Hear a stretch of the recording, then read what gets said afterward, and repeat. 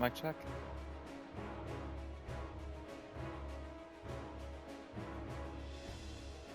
Okay, sounds like we're good. Oakley dokley, girls and blokelies. Hello once again, and good evening. It's a boy named Sue. Coming at you live straight from Big Potato. Back with our first playthrough of Final Fantasy XVI. Last time we had left off, we had started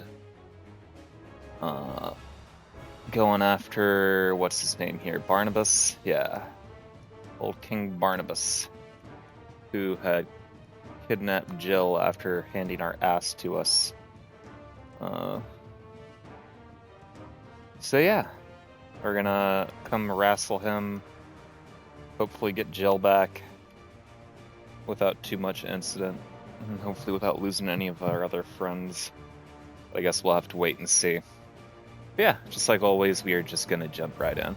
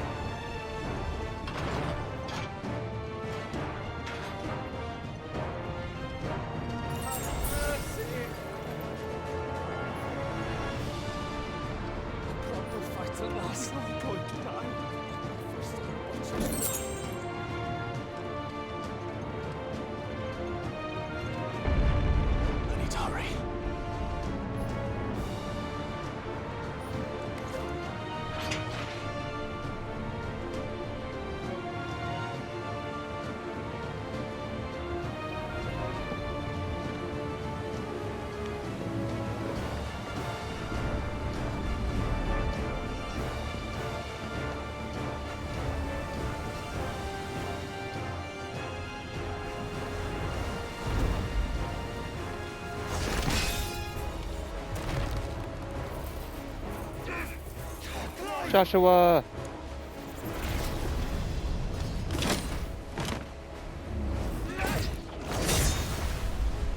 No!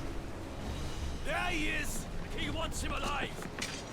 Hold on. Good luck with that one. For both of you.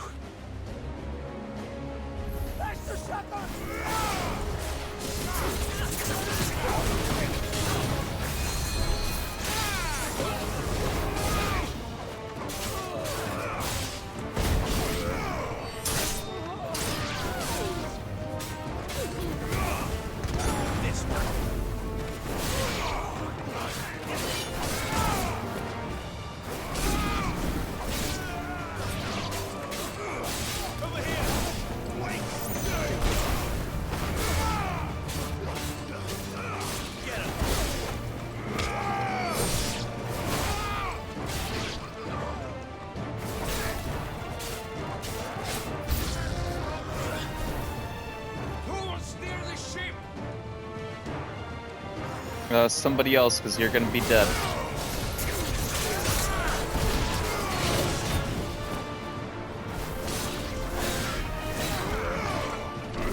I was trying to go over to the other guy, but okay.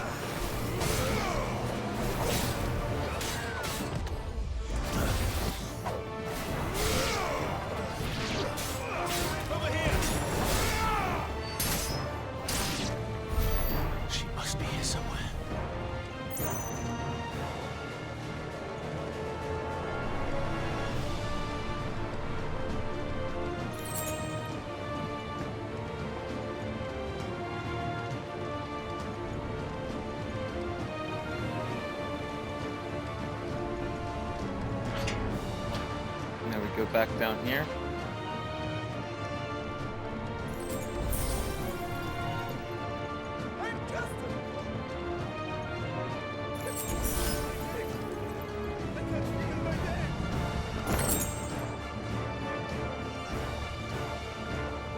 What the hell are you?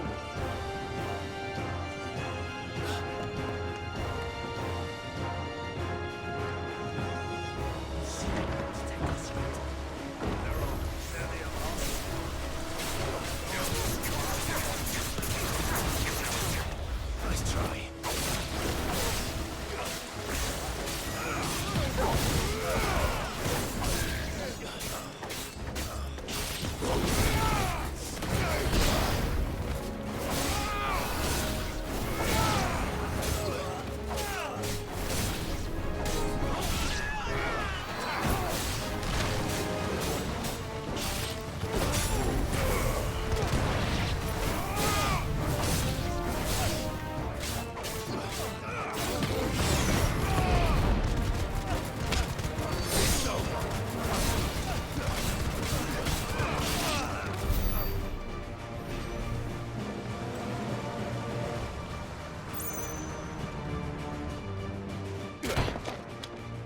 Jill, You came. get back.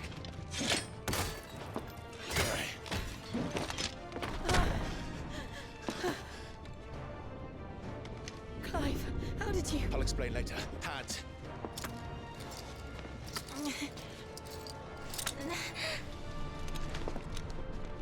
Can you walk? Out of here I can.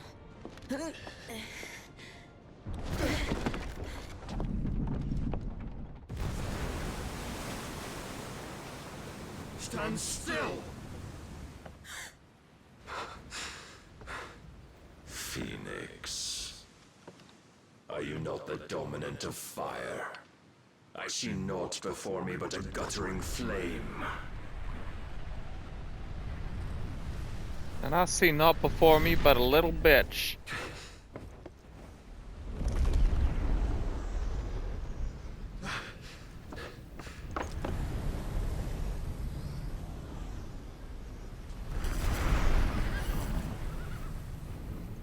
A little bitch on a horse now.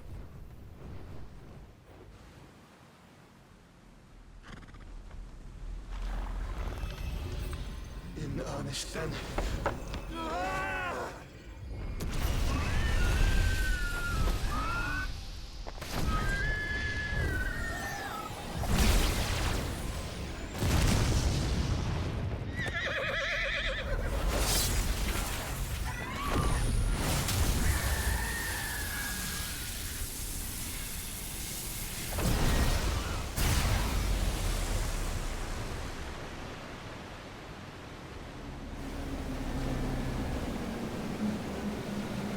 Damn, that's some crazy anime bullshit.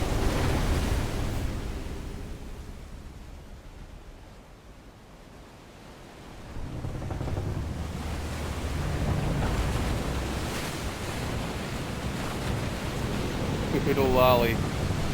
That makes me uncomfortable.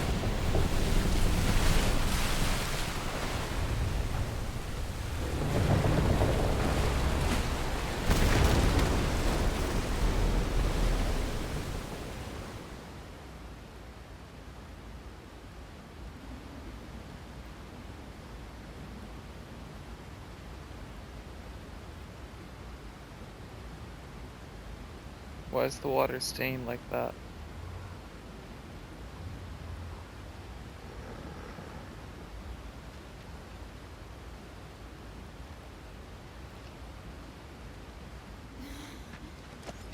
Can you go on?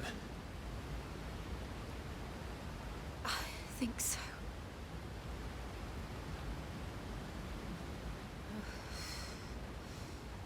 I think we're gonna have to. Again, how long is the water gonna stay like that? But to where?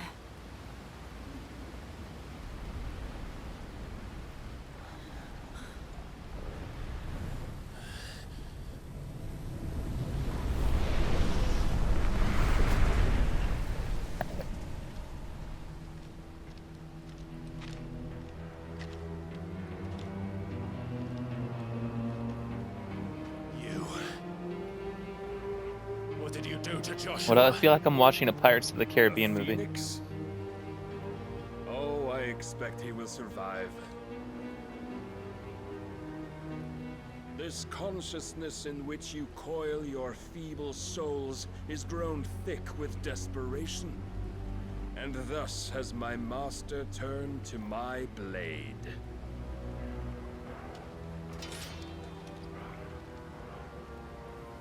The world will soon be painted in black. And all that live shall gather in death's autumn wake. Not if we remove the cause of this misery. Not if we destroy the last of the mother crystals and restore balance to the world. Yeah. Come. Do you truly think it's so simple? No, I do not. The blight is inevitable. Not even the Almighty might stop its endless march.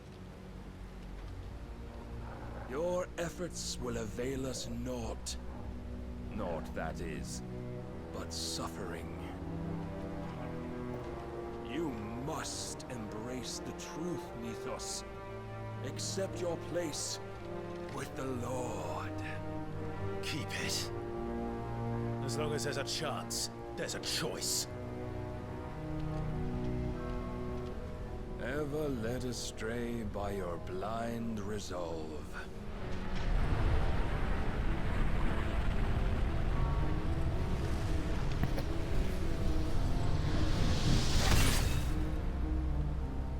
Now, it is time you learn the inevitability of your divine fate. However much it may hurt. Get as far away as you can. Clive, no. Trust me, Jill.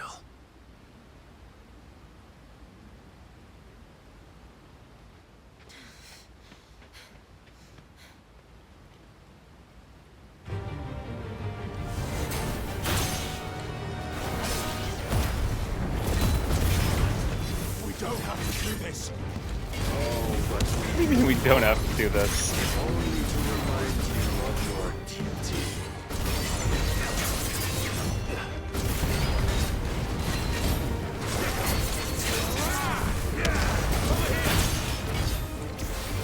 In the short time since our last meeting, you have grown much. Yet as of I did a lot of side my quests. lord will still find you lacking.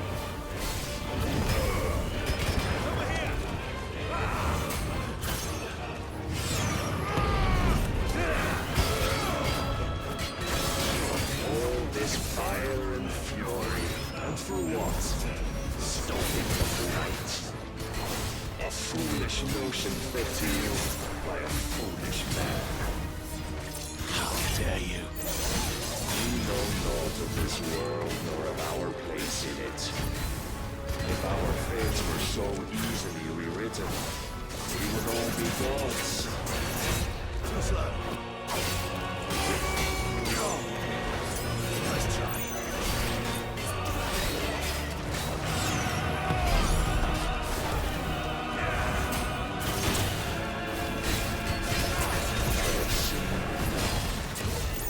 If reason cannot sway you, there are other means of persuasion that might.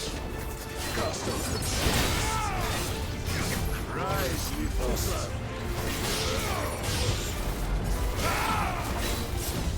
Nice try.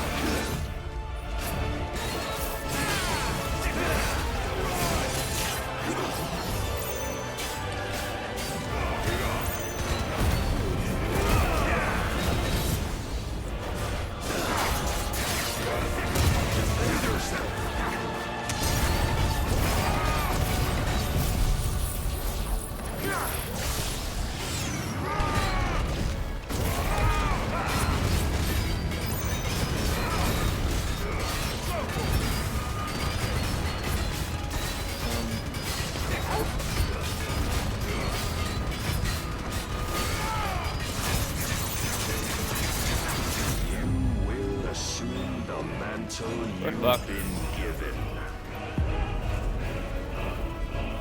Thus is the light of hope severed.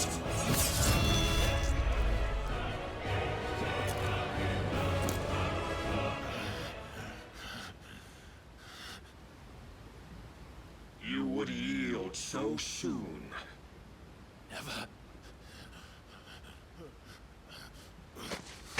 Clive!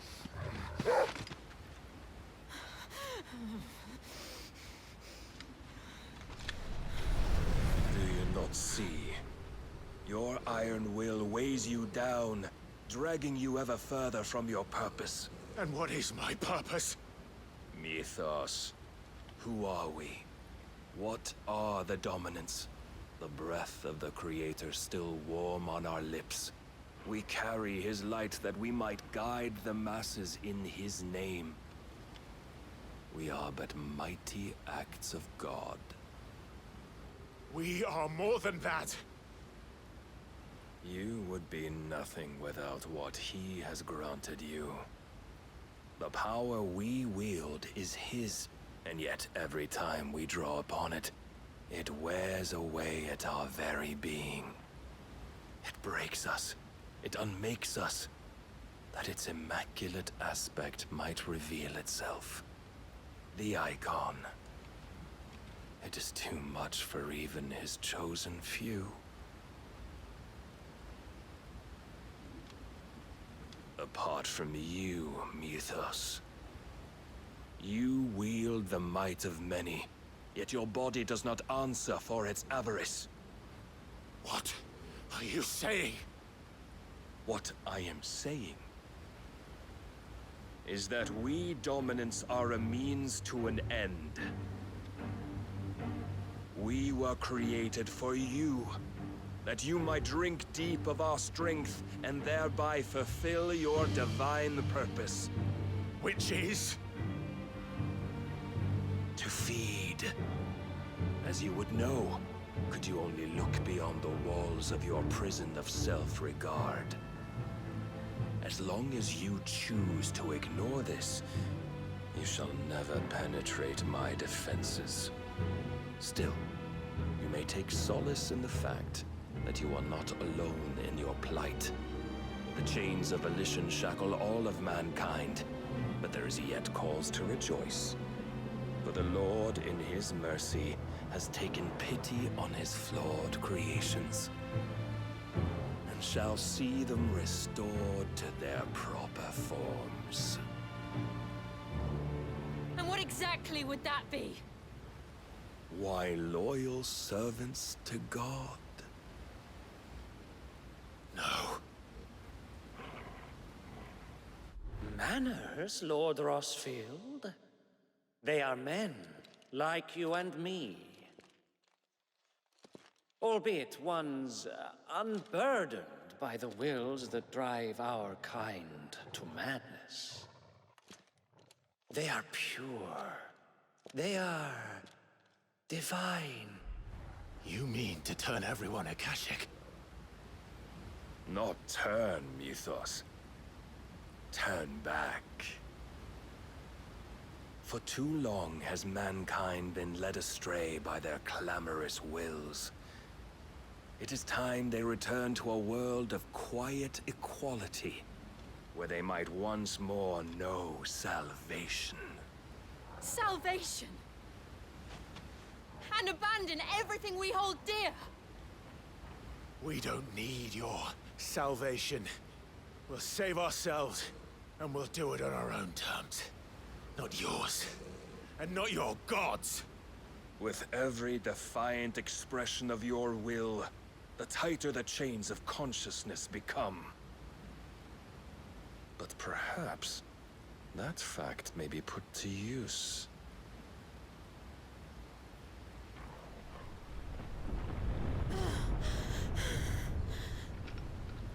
Clive! The faster it binds Knew you this to the was coming. remaining dominance, the stronger your hunger will become. Until it leads you back to the only answer there ever was. Mayhap not by the path my master intended, but back all the same.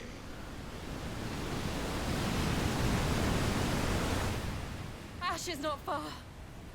I could freeze a path. You're in no fit state. Probably not, but I can try.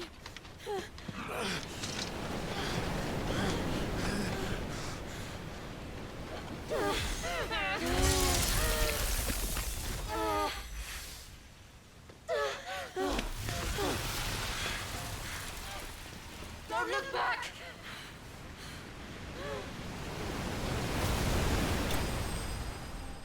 We're gonna outrun the water. Clive bested. Clive bested. You're not supposed to see that shit.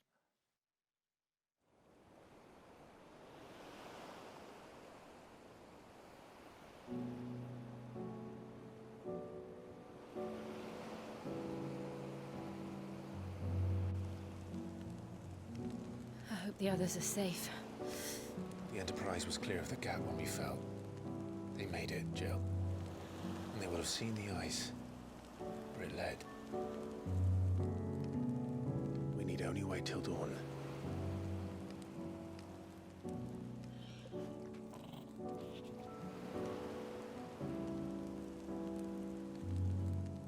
This is the second time Barnabas has bested me.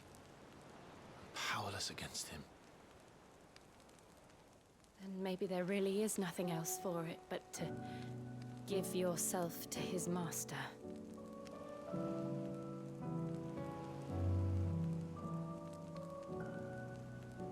Only you won't do that. The Clive I know would never do that. So you believe? But do you really know me?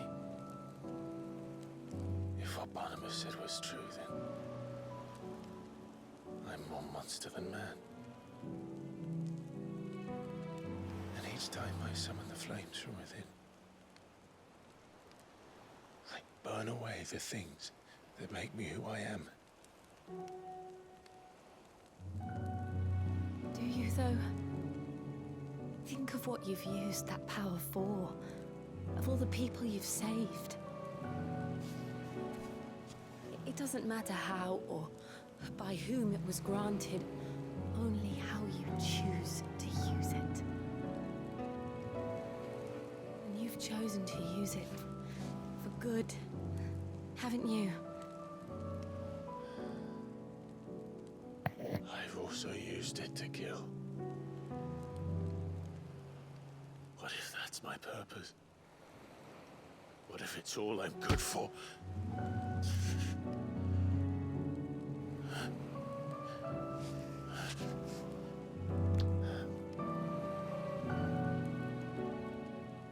You're still that same boy I grew up with. Always so eager to save everyone around you, and yet always so alone. Because you failed to realize the one thing that needed saving most of all.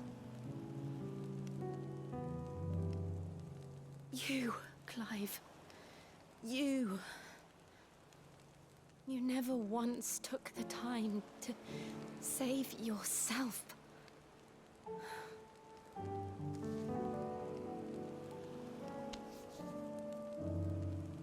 Myself. I think I might be beyond saving. No one is beyond saving, provided they want to be saved. You fight to survive. And you survive so that you may protect those you love. It's what you do. What you've always done.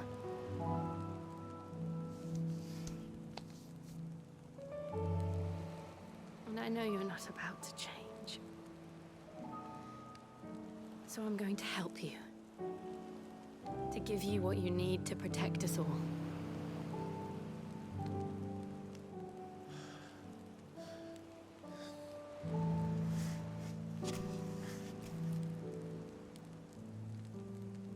Jill.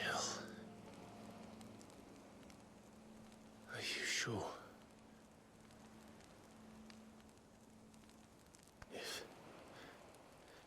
this is what you want, then...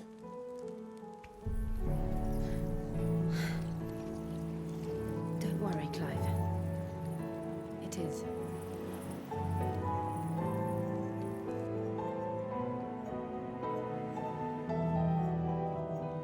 This burden, I'll give you the strength to bear it alone. But I'm not alone.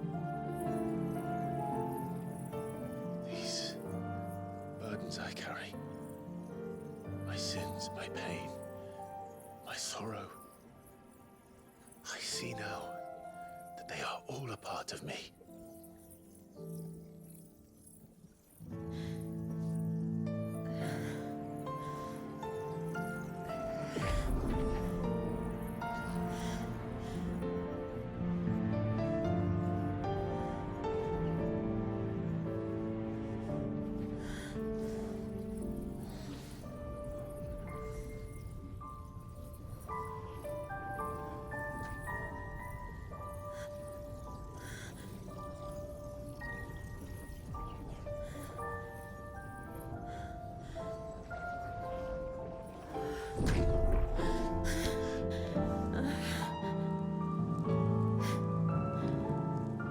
If I'm to continue on, having pledged my life to those I love, then I will gladly bear your burdens too, until my last breath. Clive.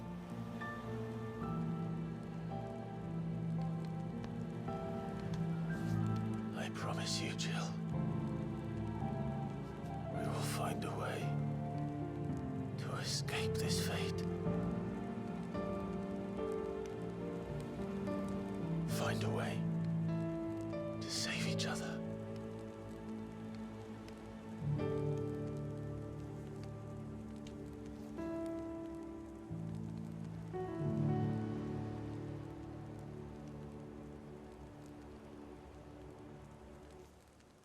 That we might one day look upon the moon again, together.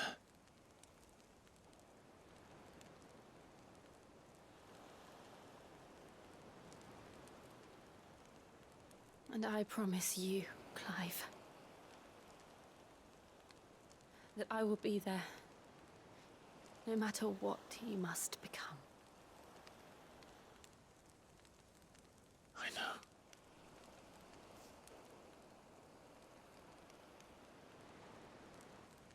I never thought a smile could bring me so much joy.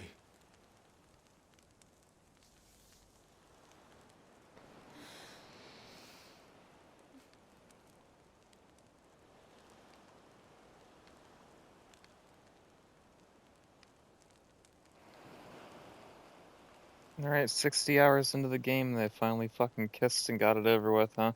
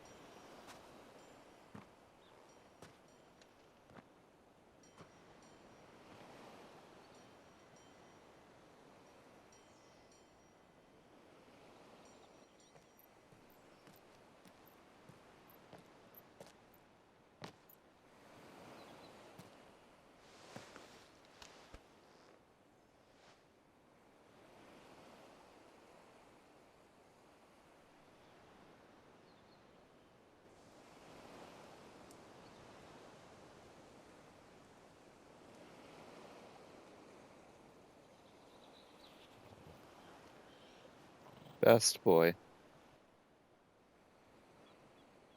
What of Barnabas? Do we pursue him? No. Our paths will cross again soon enough. Whether we like it or not. I won't like it. Besides, there is something we must do first. Of course. Drake's spine. the last Mother Crystal. The Einherjar is at the bottom of the sea. Waloed won't dare move on Storm without her. But they know we're coming now. We'll need a plan. And a damn good one at that. Then let's go home and find one. And also do some Ash various will have to side wait. quests.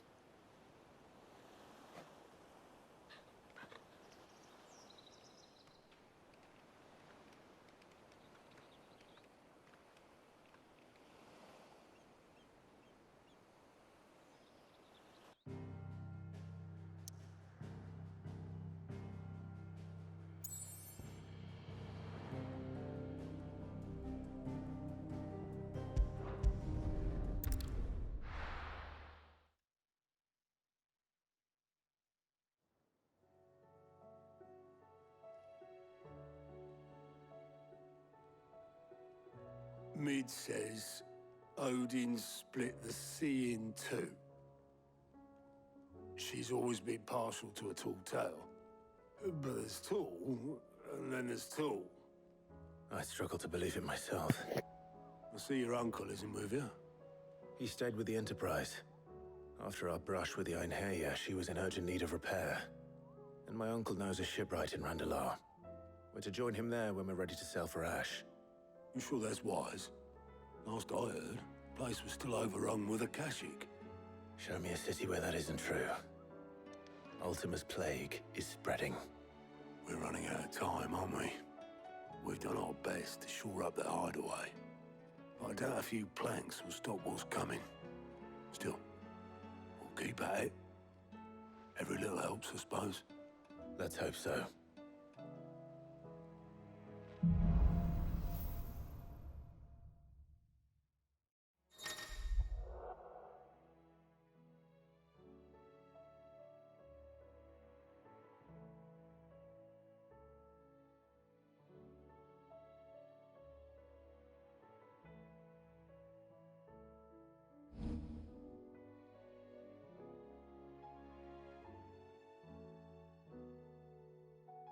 I should visit Joshua. Assuming Talia will allow it.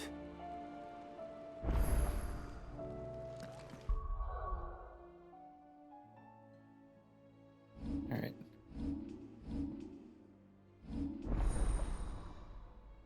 First things first. See if we can't upgrade any of these abilities.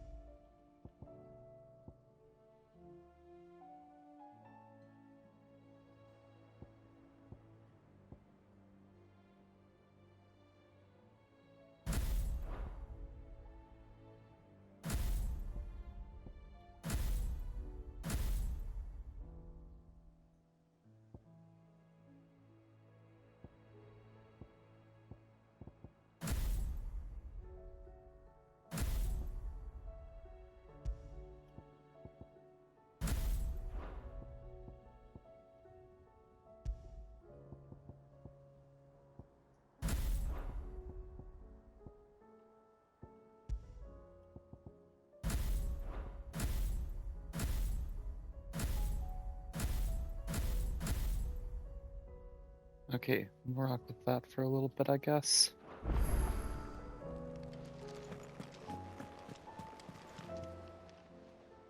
Fancy a look at the list, do you? Here you go.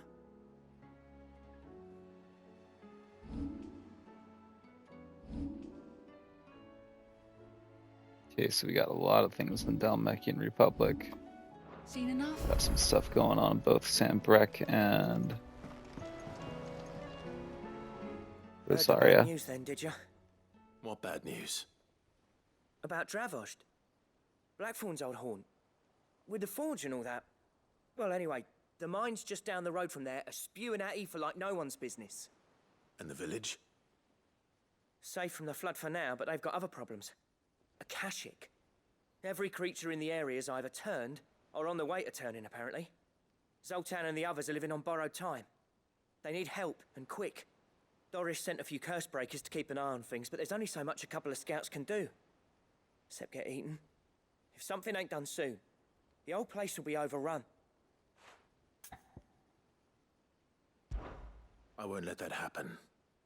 Didn't think you would. Does Blackthorn know? I thought it might be better if he didn't. He'd only do something stupid. You reckon we should tell him? No. It's better this way.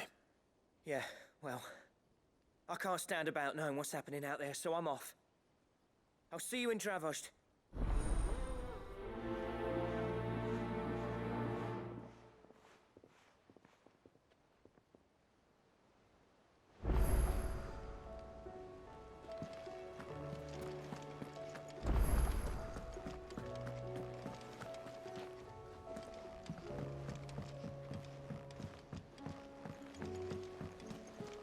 Covered in nicks and lumps, the lot of them.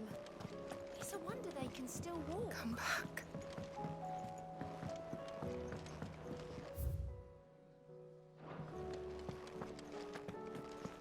Oh, don't tell me we've... Let me tell you a story, Clive. All right. Them rumours wet legs were spreading. Might be they weren't just tales plucked out of thin air. You see, there were a time when I weren't too particular about who I sold steel to, so long as they paid me the right price. Some women lust after blood, others after flesh, but me, I were always one for gold. And to satisfy that lust, I sold to opposing armies, stabbed my every client in the back, made myself the most hated woman in the twins. But then one day I met a man who made me a different kind of offer. Said he'd give me access to a realm-wide community of like-minded individuals in constant need of steel and sundries. On the condition I sold to him and his alone. Was that the first time you met Sid? Aye. And I fell right into his damn trap. He was true to his word, so I ended up being true to mine. And I soon started making the best profits I've seen since taking up the trade. And all without aiding or abetting any outlaws. Except Sid himself, that is. Told me about his plan to topple the mother crystals, you know. Said that with them gone, the realm would want for all manner of things. An opportunity for the likes of me to mint gil. Why, I reckon an enterprising individual could find himself the richest dam in the twins. And that's when he had me. I emptied my stores that day and moved into the hideaway proper. And the rest, as they say, is ancient bloody history. A dozen years on, and I'm still not the richest dam. Not for lack of trying, mind. But I can say that I have never been happier. You've all shown me there are some things more precious than gil. That there are. So don't you go messing it all up. Or you'll have me to answer to.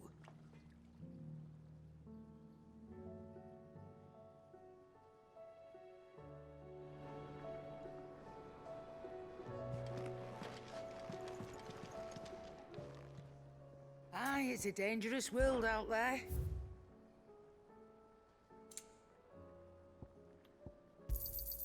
You're rubbing me blind, you know. Come again. Oh, don't. I'm not much bothered either way. These days. What do you expect? Farmers are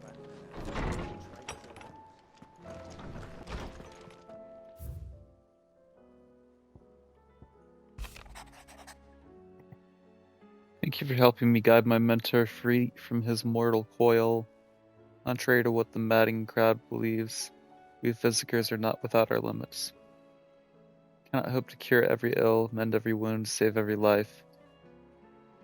The only medicine that will see you home safe without fail is prevention. Not that this knowledge will ever stop any of you from chasing down some behemoth for its toenails.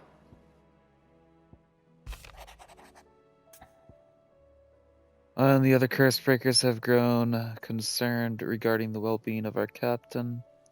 Despite the apparent unrest her recent investigations have visited upon her, Lady Doris refuses all offers of assistance.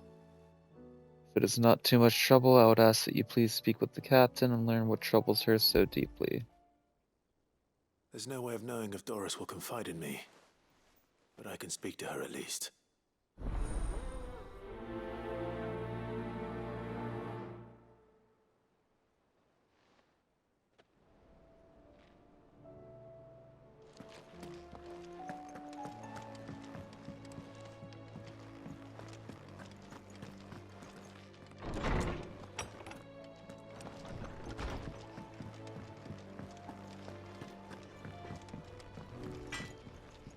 What do I owe the honor? Not saying Fordian, do you?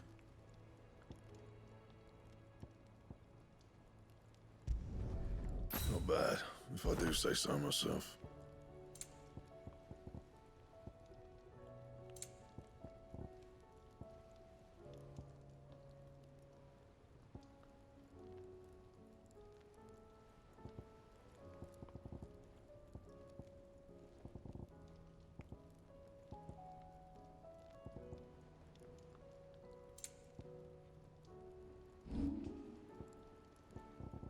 Anything else?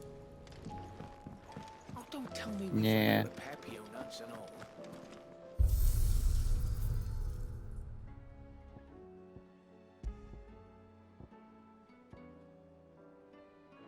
Yeah, I'm definitely good on that.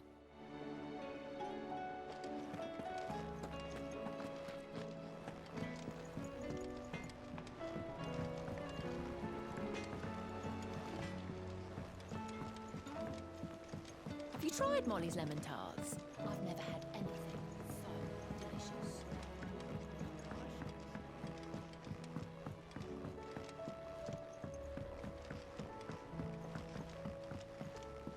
Canva lost.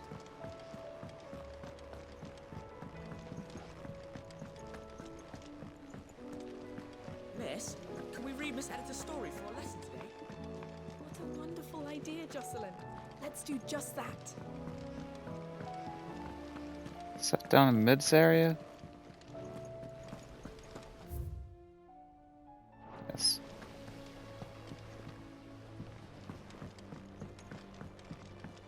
So, she don't need sails or oars, but she's still the fastest ship on the sea. How was she? The Enterprise, I mean. Ah, Sid. Just the man I was hoping to see. Did you have a mo? Don't tell me. You need more bomb ash.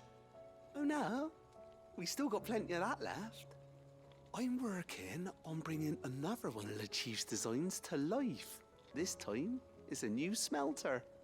It's got a reverberatory hood over the top for additional thermo amplification and a system of reciprocal recirculatory regenerators that let's just say it gets very blimmin' hot.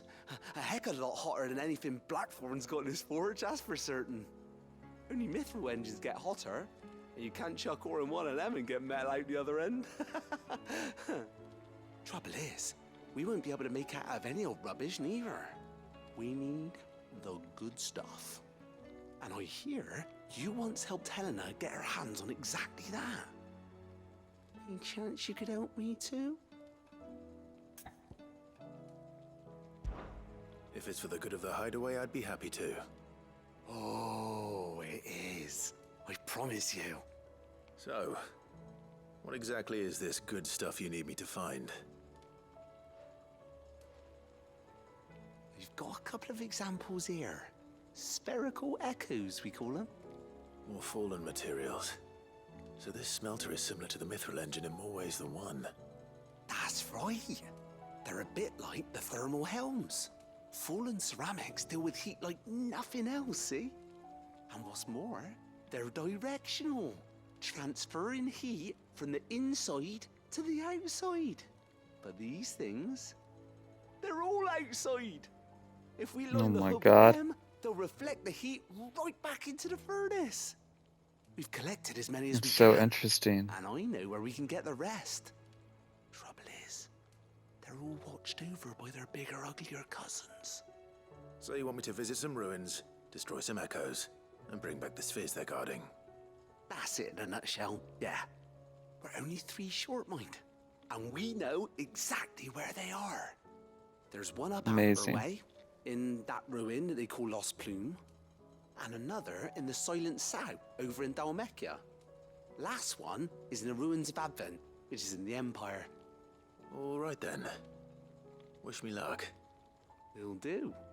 I'll be keeping all my fingers and toes crossed.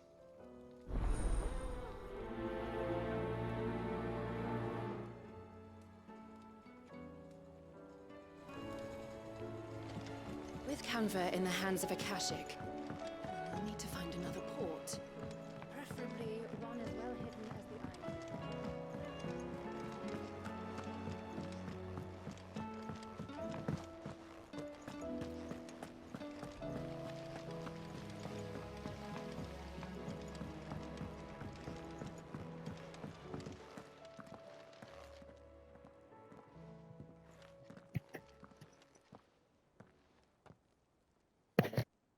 Where are you?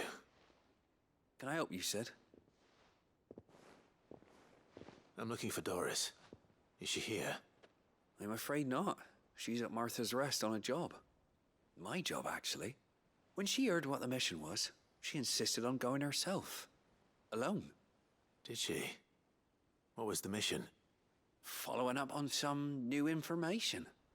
Once they'd settled in, the bearers you helped liberate in the Dragon's Eyrie were keen to talk about their imprisonment. And about their captor. The slaver Cole's team were tracking when they were attacked by the Beastmen. I'll go and find her. She's at Martha's Rest, you say? If she's not moved on already, yes. I hope everything's all right.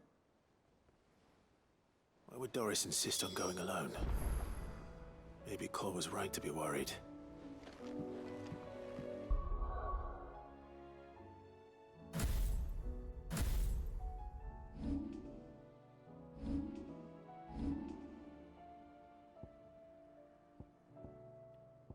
So many side quests. Jesus fucking Christ. No, I'm just kidding.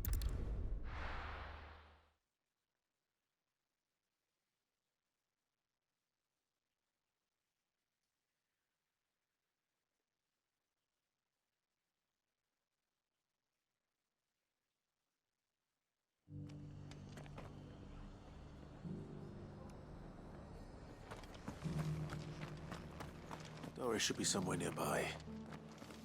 Assuming she's still here.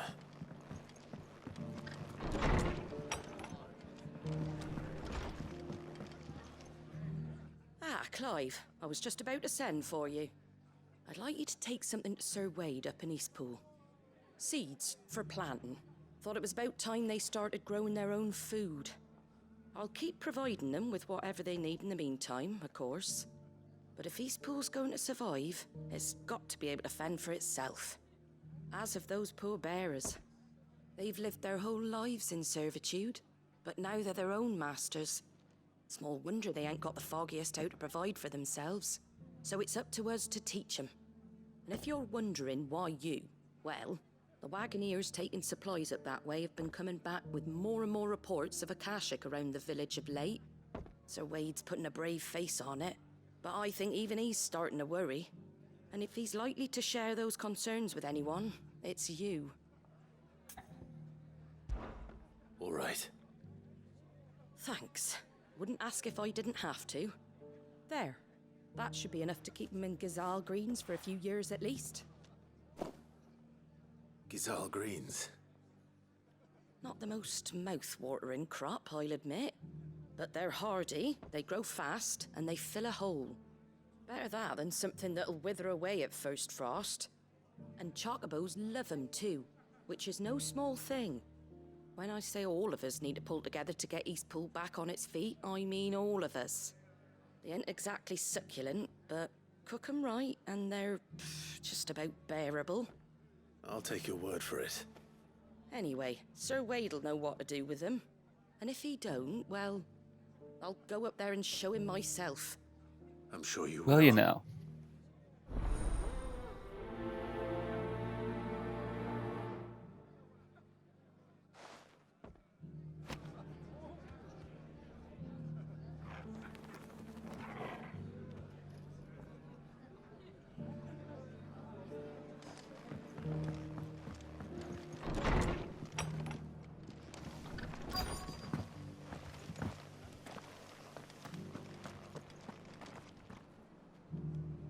Just because the heavens have gone to rack and ruin, it don't mean we have to. Now, let's get this stall set out. Nearly done. I've got greens of all shapes and sizes. Colours too. Mostly green though. Where's Doris? Doesn't still hurt, does it? Oh, 1,000 Akashic jars couldn't hurt me. Doris. Son of Rosaria, after all.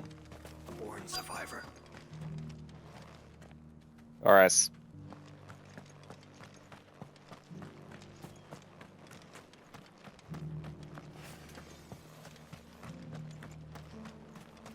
Looking for shelter, are you?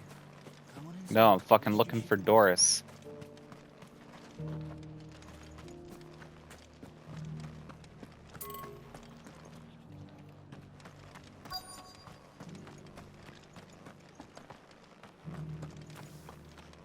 The world seems to be changing so fast lately, I can hardly keep up. But what I do know is that there's more bad news than good. You can tell that just by looking at people's faces.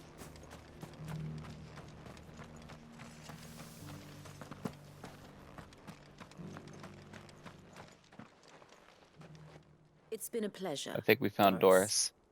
Just like old times. I'll give your offer some thought, my lady. How goes the investigation? Sid, what brings you to Martha's Rest? You. I heard you were out here on your own, tracking our slaver. I trust you're being careful. Of course. And it had to be me. The bearers from the Dragon's Eyrie confirmed a long-held suspicion of mine that the slaver we've been tracking is an old acquaintance. She's no fool. If we'd come in force, she would have spotted us straight away, and then vanished without a trace. That was her just now, wasn't it? So, was it a fruitful reunion? I'd say so. She tried to recruit me. Seems her time in Rosaria is coming to an end. She's abducted bearers from across the region and is looking to smuggle them back into Sambrek. After her brush with those beastmen on the road to Northreach, she hired herself an Imperial escort, which she wants me to join. She's dangerous, Sid, but I think I can stop her. Then I'm going with you. I'll take care of the escort. You can see the bearers to safety. Where are they? The Baum Archers, soon to break camp. You go on ahead. I'll follow once I've sent word back to the hideaway.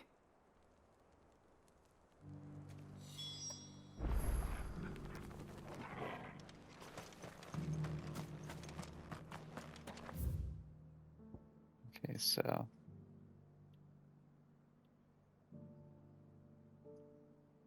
both those are down that way. Let's just go ahead and fast travel.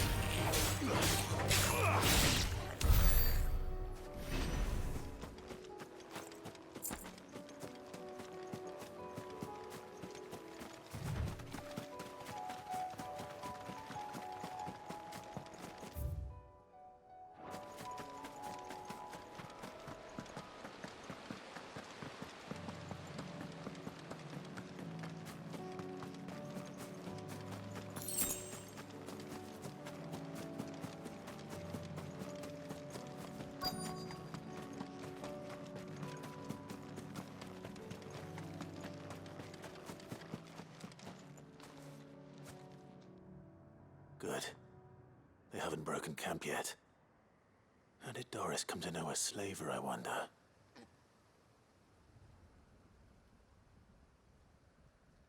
We've waited long enough. She's not coming. Ready the bearers. We're leaving.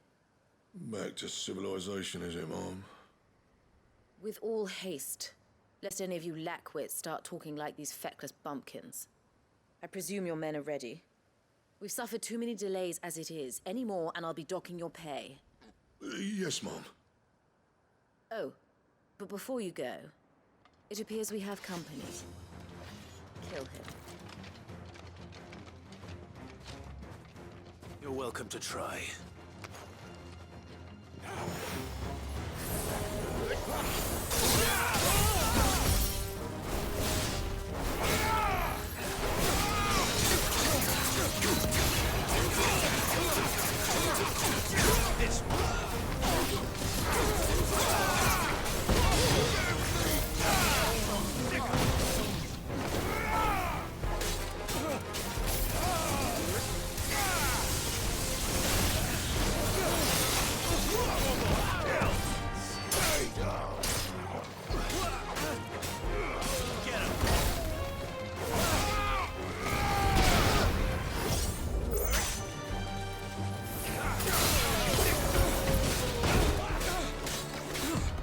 Nice try.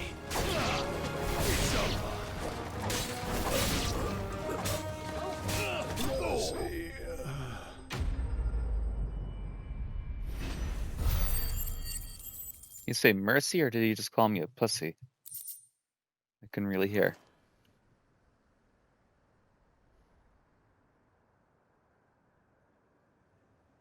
So much for your escort.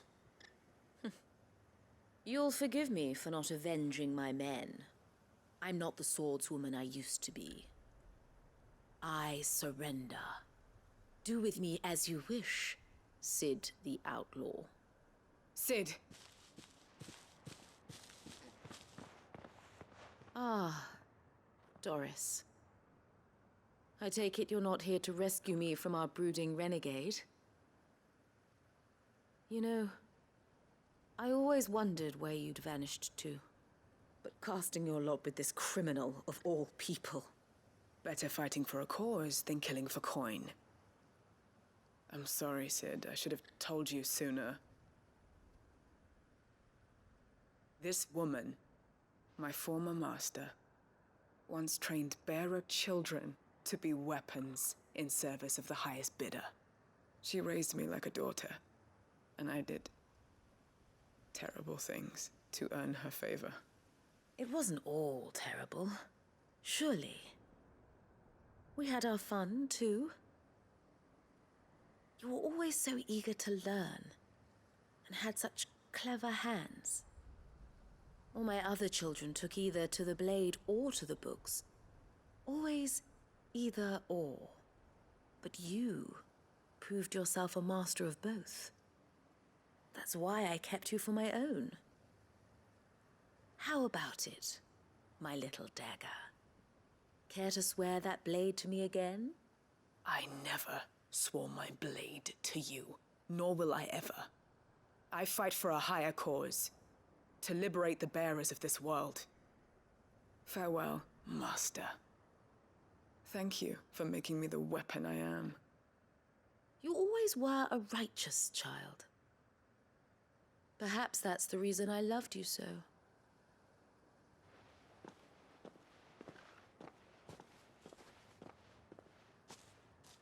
What do you want to do with her? I am not the killer she wanted me to be. Not anymore. And she no longer has friends in high places. The Dame does, though. Her connections at the Imperial Court will see that justice is done. All right. If you're certain. I am. And thank you for everything. Now, I better let these bearers know that they're safe.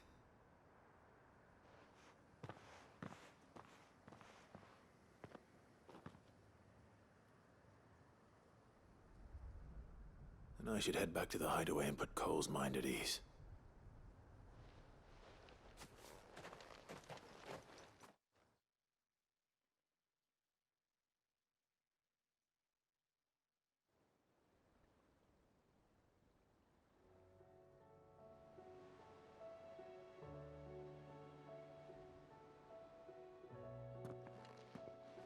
Welcome back, Sid. Doris's message just arrived. I hear you saved more bearers from being smuggled across the border. With any luck, they'll be joining us in the hideaway shortly. Oh, and your letter. You don't need to worry about Doris anymore. I'd been hoping as much. She mentioned one or two things in her report. So the slaver we'd been chasing all these months was her former master. Wish I'd known. She's been arrested, by the way, over in Sambrek. Went quietly, or so we're told. And she won't be getting off lightly. The Empire may have no love for bearers, but it's none too fond of black market traders either. Can't have been easy for Doris. I'm sure it wasn't. But don't worry. She'll be all right. I hope so. Suppose you should know, eh? You had quite the past yourself before you came here, or so I understand. Anyway, thanks again, Sid. The Cursebreakers would be lost without Doris. And you, of course. Keep up the good work, Cole.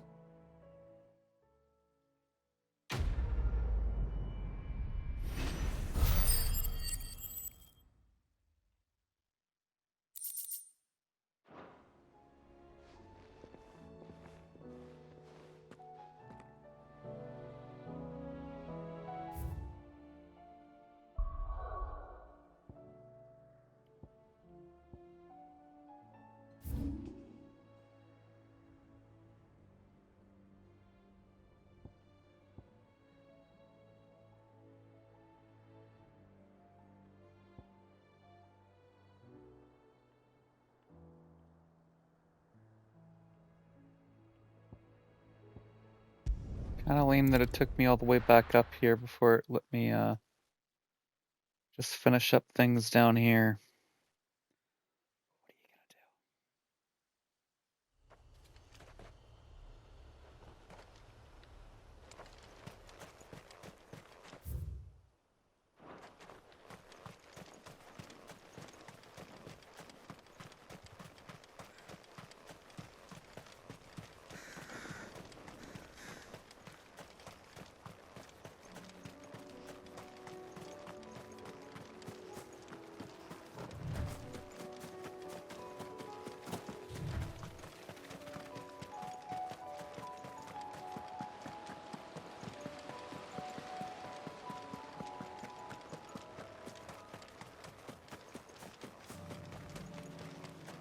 Shallop Rock.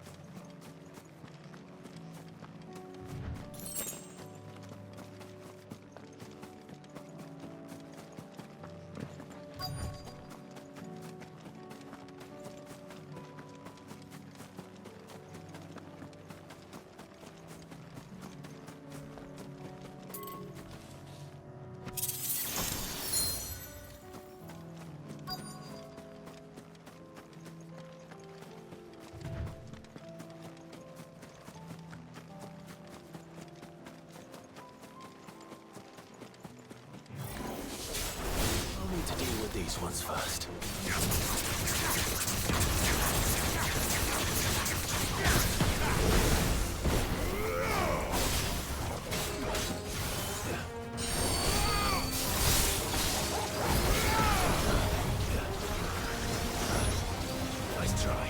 Nice try.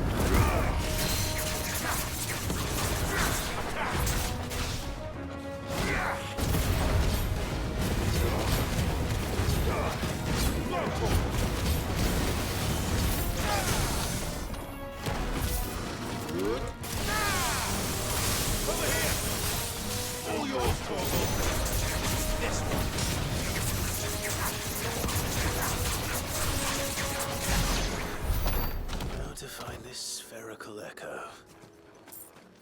Oh, look, it's right here. This is it. Right then. Just...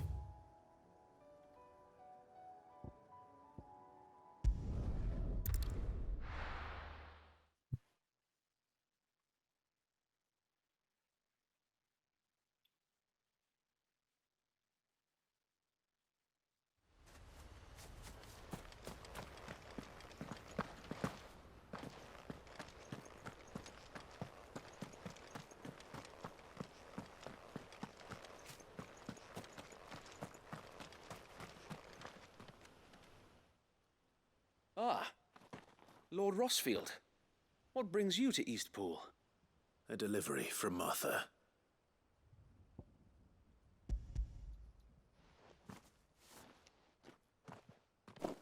These are Gizal green seeds.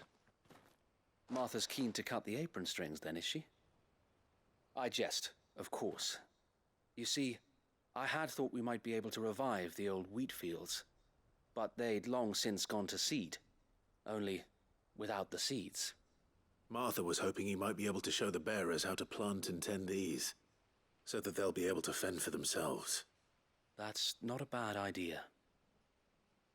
These bearers had only recently escaped their bonds before we brought them here. They know little of freedom, of providing for themselves and their loved ones. Unless we teach them how to live like free men, I fear that all we have achieved in bringing them here is to exchange one master for another. Not that myself and the Guardians have been the best example to them so far, subsisting almost entirely on Martha's charity as we do. It's about time we all started to provide for ourselves, bearers and Guardians alike. Unfortunately, we've been a little too busy of late to focus on much besides bolstering our defenses. There have been alarming reports of... The Horde is closing in. They're coming, Sir Wade, all of them. Damn it all, I thought we'd have more time. Gather the men in the square. Send to the rest for reinforcements. Yes, Sir Wade. The Horde. A Kashek, a veritable legion of them. They've been seen prowling around the northern reaches for a while now. We don't have the numbers to hold back a swarm that size. I had hoped to build a perimeter wall so that myself and the Guardians might be able to defend the village, but... Now you're out of time. Precisely. If reinforcements from the rest arrive before they do, we may just scrape through, but I fear that's rather an enormous if. What if you could call on reinforcements from Eastpool? You mean the bearers? We brought them here so they might live, not die, fighting for their lives. So wait. You said you lack men to defend the village. Are the bearers not men? Do they not wish to see Eastpool saved? Though they may not be trained soldiers like your Guardians, what help they are able to offer could still prove the difference between victory and defeat. You're right, my lord. I will appeal to them.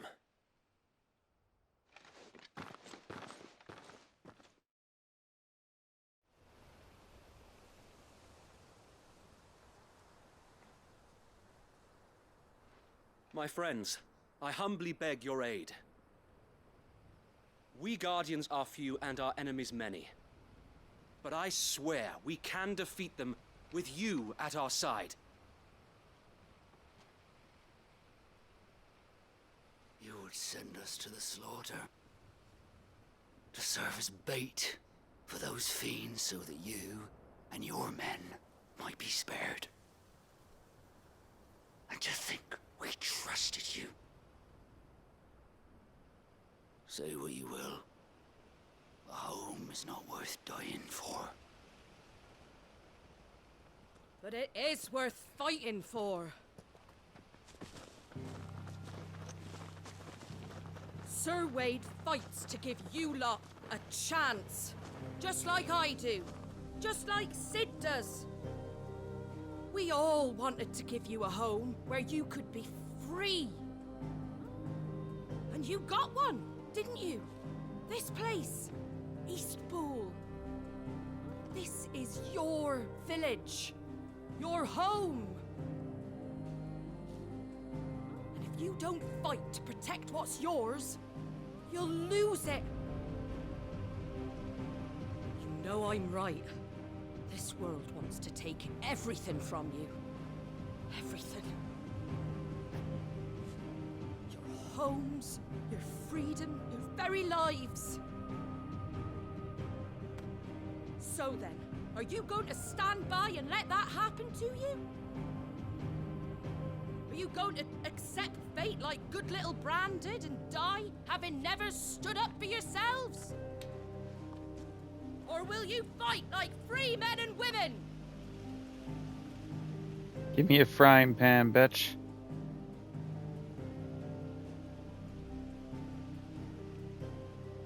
Come on. What are you doing? All right. Give me a sword. I never dreamt I'd have a home of my own. And now that I have, I don't want to lose it. I will protect what's mine, or die trying. We all will.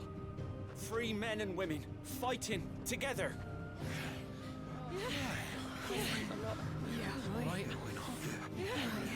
For Eastpool! For Eastpool! Let's go.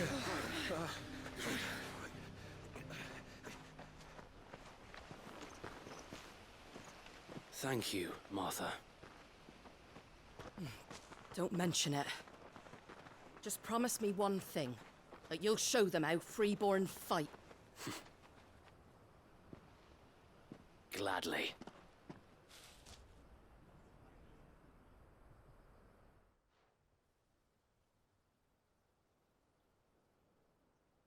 Well, if it was numbers you were lacking, you certainly won't be now. Thanks to you. Me? Oh, I just love the sound of my own voice. Lord Rossfield, my lady, we're ready. So what's the plan of action? We'll divide our forces into several small detachments, each made up of guardians, bearers, and guards from the rest. These will position themselves at strategic points around the village.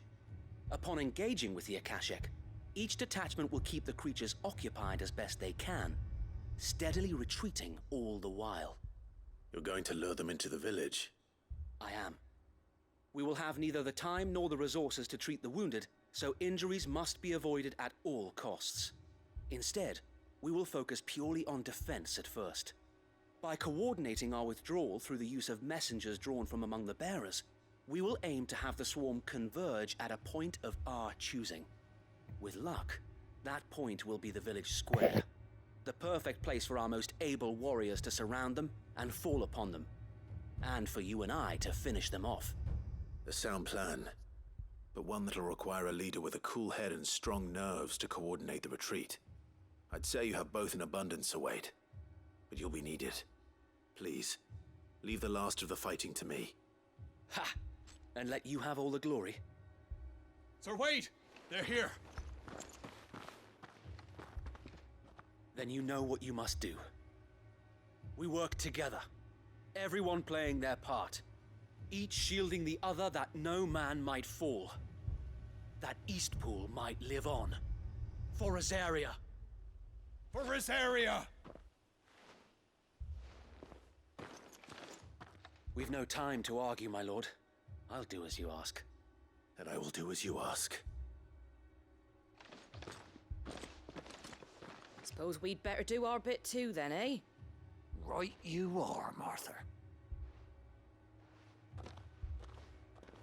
You added a second R into her name there.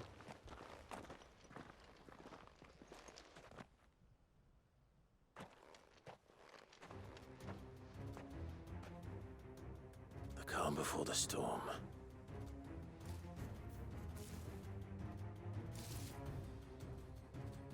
And here it comes. I will not let this village fall. Get him! Stay down!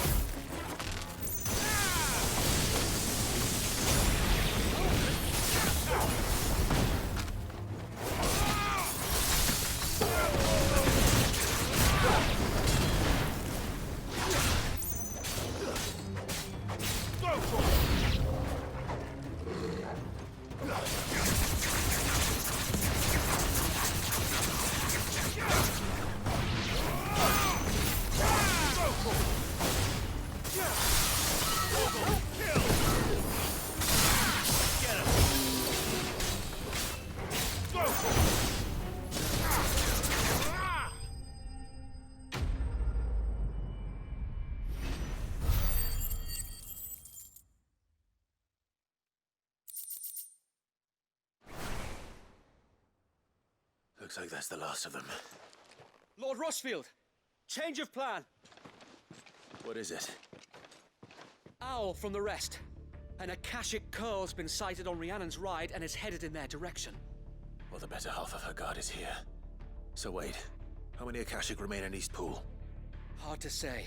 My men are still facing some resistance, but I think the worst is behind us. I could order a detachment or two to fall back and... No. Let them finish the job. You stay here too, Sir Wade. Your men need you. I'll go after the Curl. Join me only when East Pool is won. If you're sure, my lord. May the Founder protect you.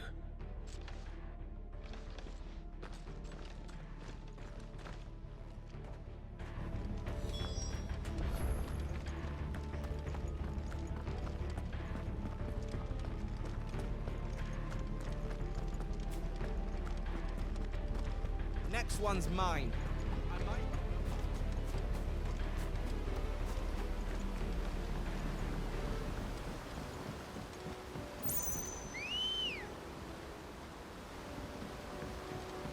Ambrosia! I almost killed her. Faster!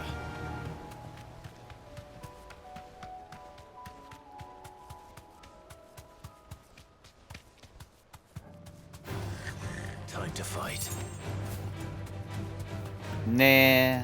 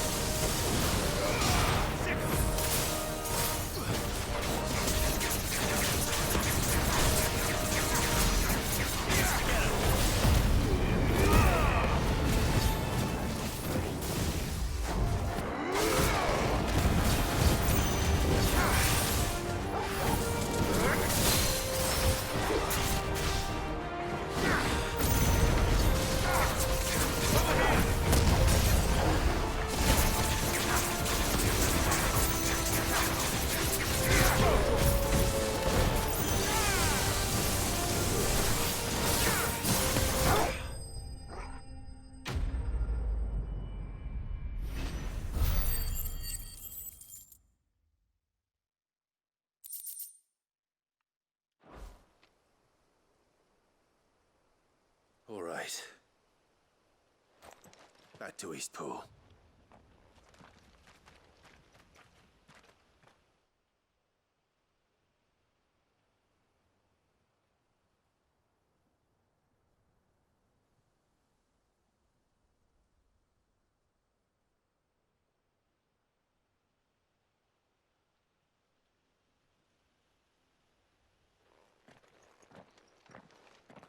Lord Rossfield, the Curl, is it?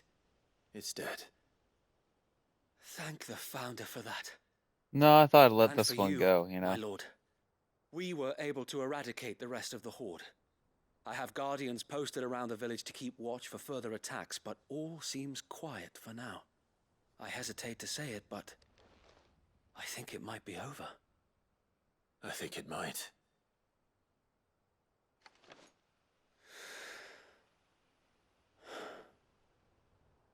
We did it. We saved Eastpool. Thank you, my friends. Thank you. No, Sir Wade. It's us who should be thanking you. You brought us together. Showed us what it means to fight for what you hold dear. We never had nothing to call our own before. We didn't know what it meant to protect it, but now we do. We really do. Forgive us, Sir Wade. You and your people saved us, and still we doubted you. But there's no doubt in my mind anymore. We're free men now, so we have to start acting like it. We have to fight to protect what's ours, to protect Eastpool. And we shall. We all shall. Together. This is our home. And if anyone or anything tries to take it away, they'll have us to answer to. Come on then. Let's get to work. This village isn't going to rebuild itself.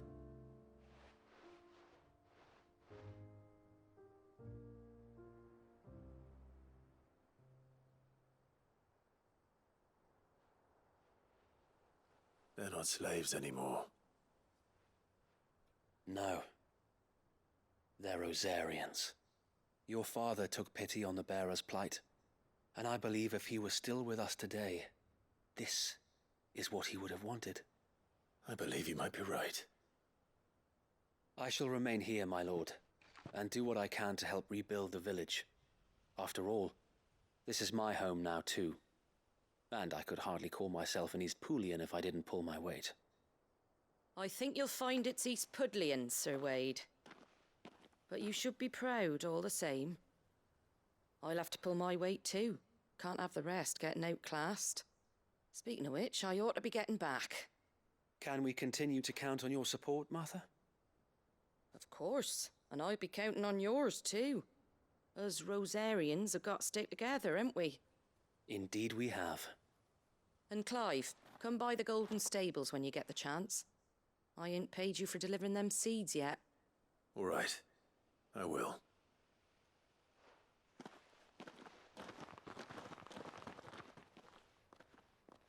Lord Rossfield, do you remember our very first mission together? Clearing the goblins from the Stillwind marshes? How could I forget?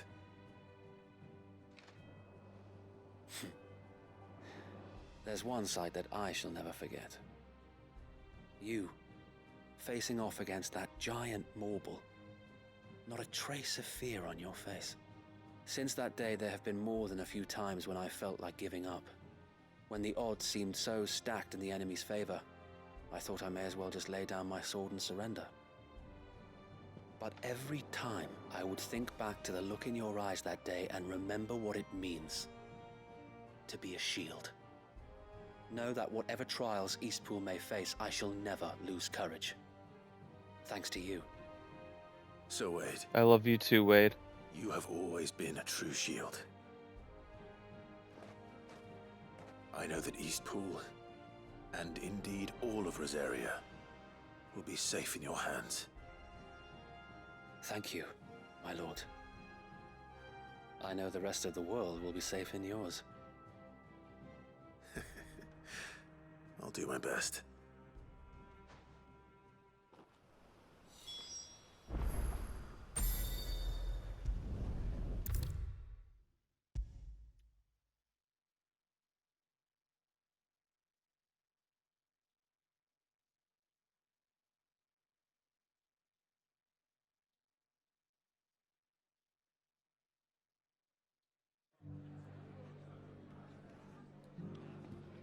The hero returns. It's lucky you came by when you did, eh? Not only did my seeds get delivered, but you went and saved Eastpool and all. I just did what I could. And it's only right that you get rewarded for it. Take it before I change my mind. Thank you, Martha.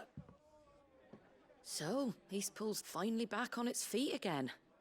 And a home to free bearers. Who'd have thought we'd see the day, eh? Well, it was your idea. I know that, but I never stopped to think what it would mean. Bearers in charge of themselves, thinking for themselves, working for themselves. Like your hideaway, but not even hidden away. Though I suppose the rest ain't much different nowadays. You know, bearers living free like that reminds me of when I first met Sid. Loath as I am to recall that particular day. I take it you didn't always see eye to eye. What happened?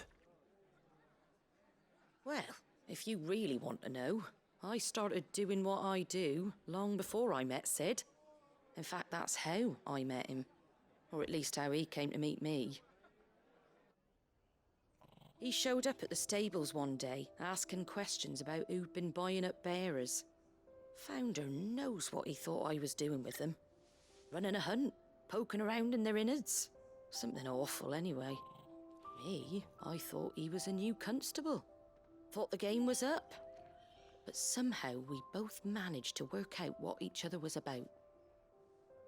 And before I knew it, the cheeky arse was rattling on at me about how I was doing it all wrong. After all my hard work. Told me I was giving them relief, but not freedom. That my bearers were still dying as slaves. Got right under my skin, it did. Told him if he didn't like it, he could bugger off and report me to the garrison. And you know what he did? He smiled. And then he laughed.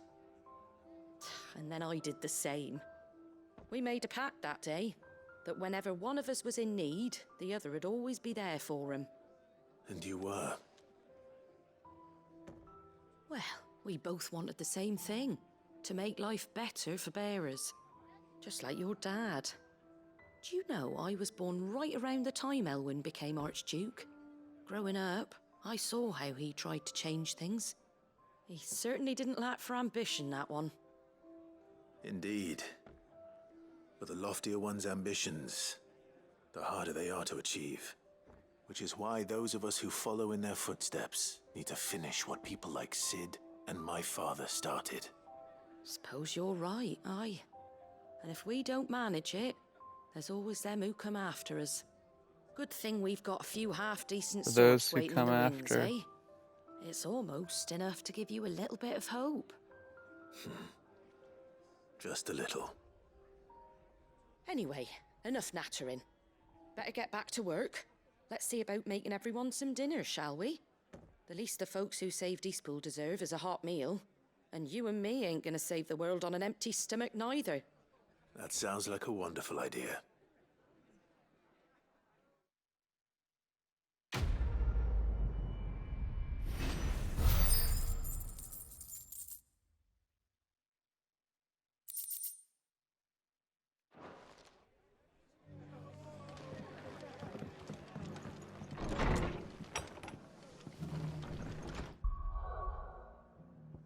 Okay.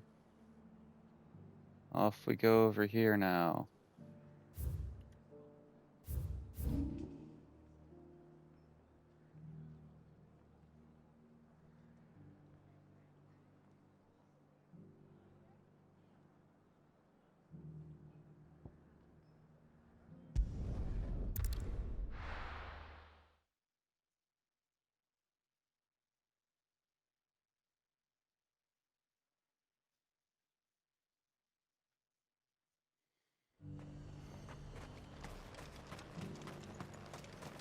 I got peppers to numb you, Tom.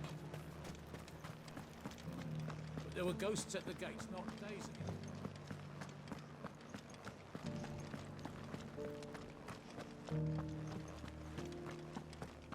Those things I said before about not being So many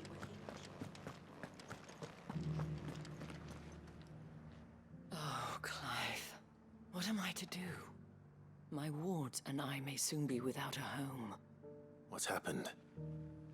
The High Cardinal has descended from his lofty throne and taken up residence here in Northreach. The High Cardinal? Leader of the Council of Elders, second only to his Radiance at the head of the Imperial government. Not that any of those things still exist. Now he goes by his noble title, the Duke of Oriflamme. And what does he want with Northreach? He wants to transform it into a military stronghold, a foundation upon which to build a new Sambrec. He's already secured the support of the various army remnants, with promises that they shall be afforded the respect they deserve in his empire. One built on the confiscated property of the people. He would rob the populace to pay for it. Believe me, I have used every means of persuasion to discourage him from this folly. But for whatever reason, he will not listen to me. What does Captain Philippe make of this? When the town was under attack, it was him the soldiers rallied around.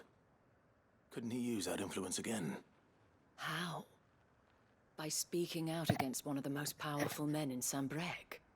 A man whose stated aim is to revive the empire Philippe's comrades swore to serve, and to improve the soldiers' lot within it. The captain can offer them a regular supply of gruel, and an occasional trip to the Vale to help them forget the terrors they face each day. The Duke offers them a vision of strength and safety. No. Any attempt to incite mutiny would cost Philippe the support of his men, if it did not cost him his life. But given the mood around town, mutiny may yet be unavoidable. The people have little appetite for further deprivation, least of all when it serves only to elevate others. And who could blame them? Clive, would you appeal to the Duke on my behalf? For your services to Northreach, you have the respect of the soldiers, and they will take you to His Eminence if you ask them. And unlike Philippe, no bonds of loyalty prevent you from speaking your mind to the man. Well, will you try? You could hardly fare any worse than I did. I'll see what I can do. Thank you, Clive. Tell me then, where will I find this Duke of Oriflamme? In the garrison? Overseeing the troops, yes. All right. Wish me luck.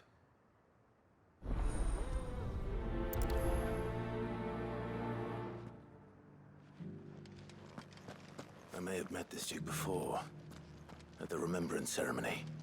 Let's hope I didn't make a strong impression.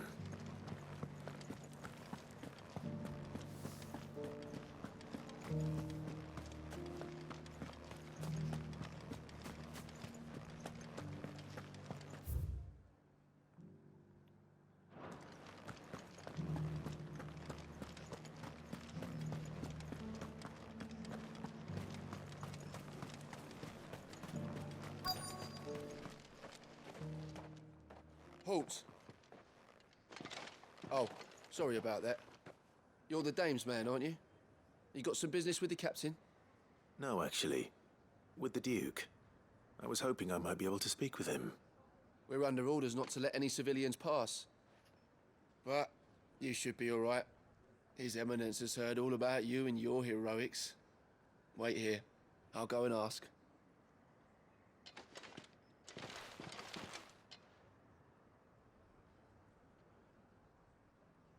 So, you are the sellsword who lent his aid to the garrison. The Empire owes you a debt, and I shall see it repaid. But tell me, is it wealth that you seek, or favor? Neither, Your Eminence. I thought only to inquire about your plan to turn Northreach into a stronghold. Ah, I see. You are worried the expanded garrison will render your services redundant. Yet you needn't be. A proud fighting man like yourself shall always have a place here. Pride of place, in fact. For too long has the contribution of the noble soldier been under-reckoned. But no more. For it is they who shall see the Holy Empire rebuilt, beginning right here in Northreach. Why here, Your Eminence? The town has been fortunate enough to escape largely unscathed from the recent troubles. Her defenses are sound, and her garrison well prepared. Which is more than can be said for Oriflamme or Twinside. The Empire wants for a capital, and I believe Northreach to be the perfect place. With Caer Norvent as her citadel. Once we have seen to the refortification of both the town and the castle, we need only build a wall around both to create a city that would be the envy of the twins. Plans are already underway for the construction. Soon enough, these thralls shall learn that they are no match for the might of Sanbreque. I fear you underestimate how dangerous these creatures are, Your Eminence. Should they return in force, you will need all the people of Northreach to come together in defense of the town. Something they may be loath to do if they've been deprived of their worldly goods.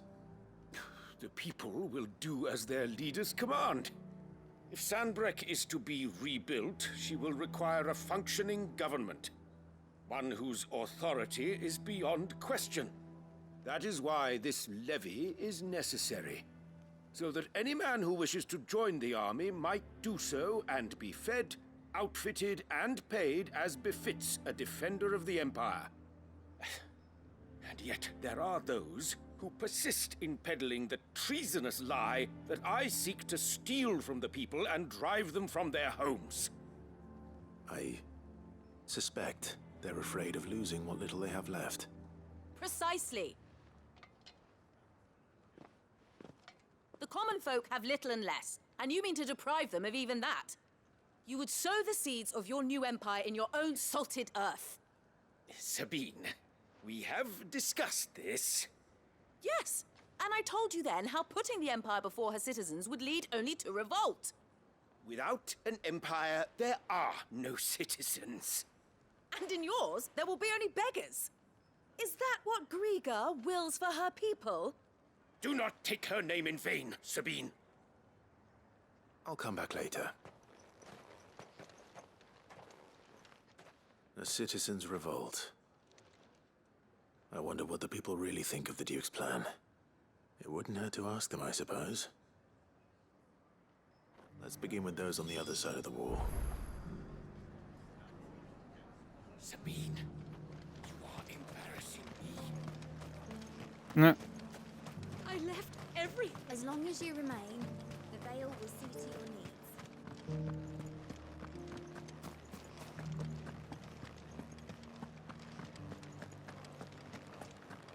You needn't fret.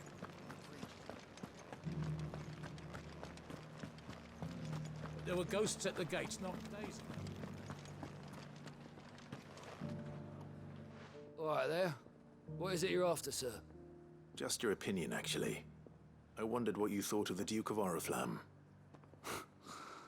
Oh, him. Not much. None of us traders do. It's thanks to nobles like him that we had to set up shop this side of the wall in the first place. Couldn't have the rabble getting any closer to the holy capital, could they? And now he's trying to drive us out completely, threatening to take everything we got from us if we don't clear off. If the dame said she wanted him run out of town, I'd be straight through that checkpoint, tar bucket in hand.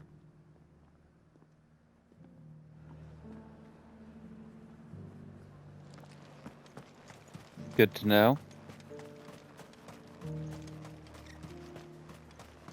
I heard the dame got an eye concert with the Meadows at Oathstar. A question, if you don't mind. What do you think of the Duke of Oriflamme? Don't get me started. You build a life for yourself somewhere, earning for some noble to turn up and tell you you've got to hand it all over to him. If he thinks his name and his chains give him the right to empty our purses, he's in for a rude awakening. We'll do whatever it takes to keep what's ours. Whatever it takes.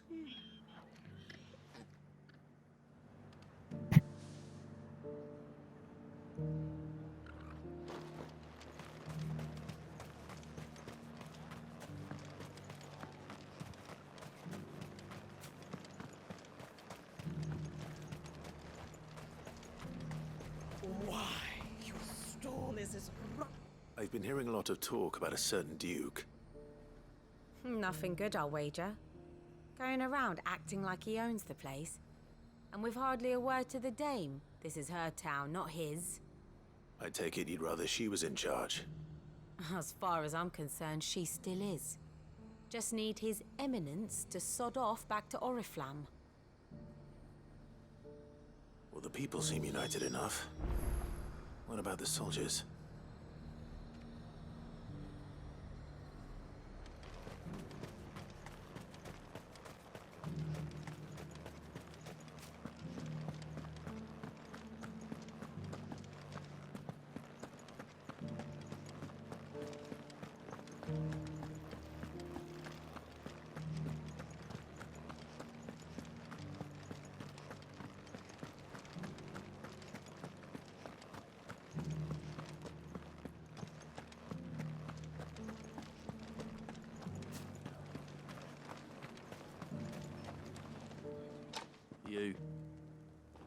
You're the one who was talking to His Eminence. On the dame's behalf, yes. I was trying to persuade him not to take the people's goodwill for granted, but it seems my words fell on deaf ears. What do you think of his plans? I'm a soldier, mate. He tells me what to do, not the other way round. Listen, I've got nothing but respect for the dame, but I've got a family to look after. That's where my loyalties lie, not with the town or the Empire, but with my wife and children. If the Duke can get us cement and the equipment we need to fight off those blue-skinned bastards, I don't care how he does it.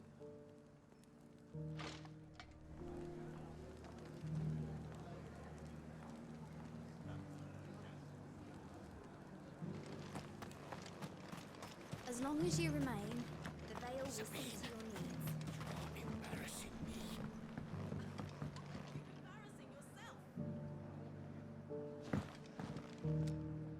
I hear the Duke of Oriflamme plans to turn this town into some sort of fortress. Do you think that's a good idea? It's not for me to say. All I know is that unless the Emperor orders me otherwise, His Eminence's word is law. Look, no one likes all these taxes and tariffs, but empires don't come for free. Once Sandbreak is back on her feet, we'll all reap the benefits.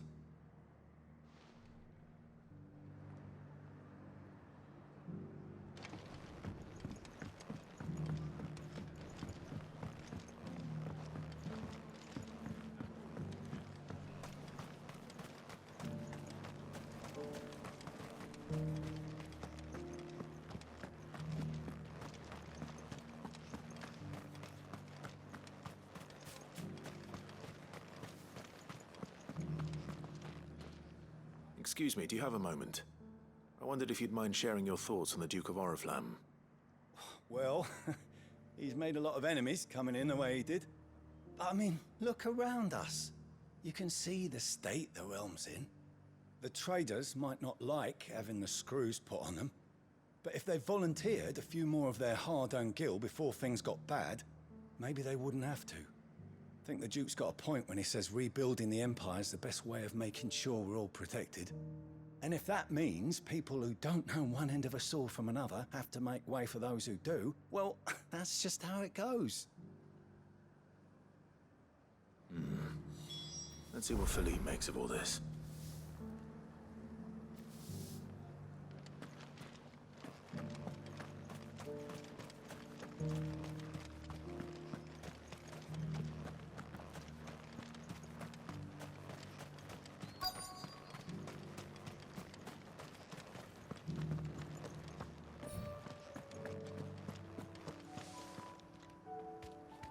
Captain, do you have a moment? For you? Certainly. Clive, wasn't it? Thank you for last time. How can I help you? I wanted to ask you about the Duke of Oriflamme. Do you intend to go along with his plan? But to tell you the truth, I'm in two minds.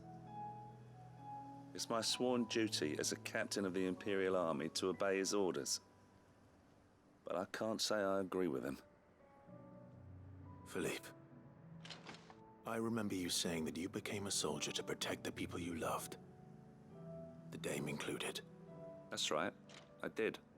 Well, she doesn't agree with the Duke's orders either. She thinks they could tear Northreach apart.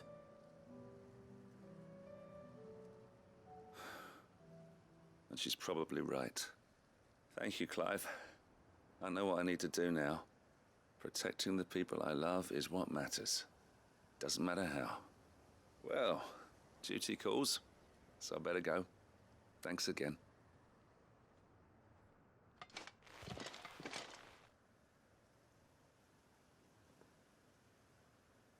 It seems Philippe wants to do the right thing at least.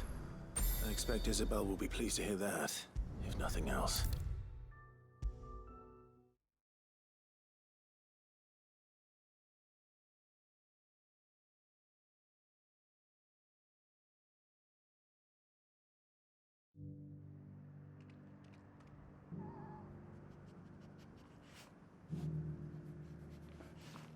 Ah, Clive. How did you fare? Were you able to speak with the Duke? I was, but...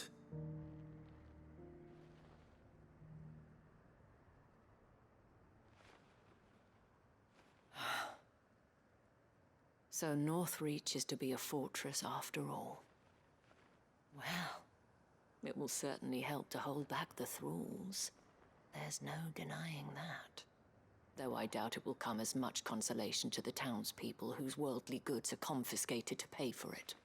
They deserve to be heard, Clive. To have a say in this new empire the Duke means to build.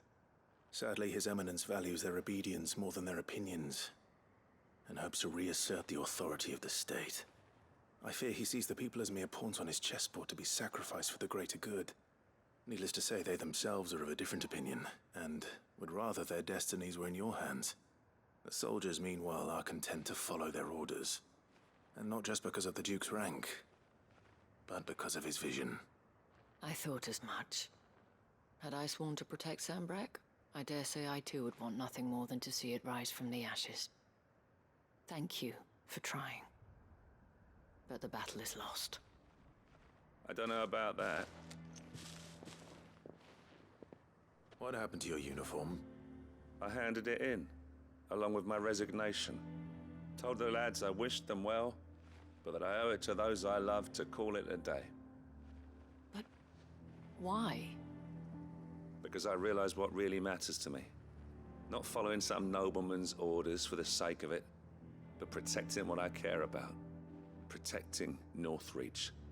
I honestly don't know when those monsters will return, but I'm certain they're not finished with us yet. And when they do come back, we need to be ready for them. We need to stand together, all of us. And with you to lead us, milady, I reckon we can do it. It was you who finally convinced me, Clive. There's no point following orders if they go against everything you believe. Indeed. All of us, standing together. That has always been Northreach's Together. best hope, and one which still lies within our grasp. We have only to turn our attentions to the true enemy. Thank you, Philippe, for showing me what I must do. Anything for you, milady. Speaking of standing together, would you mind if I borrowed a few of the lads from the Vale to help keep watch around the town? I fear His Eminence has loftier tasks in mind for the guard. Not at all. Be my guest. Wouldn't be the first time.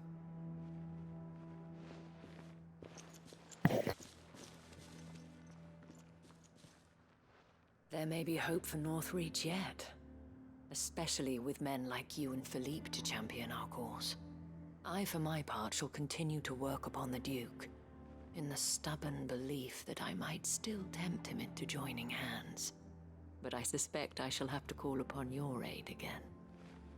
Until then, Clive. Until then.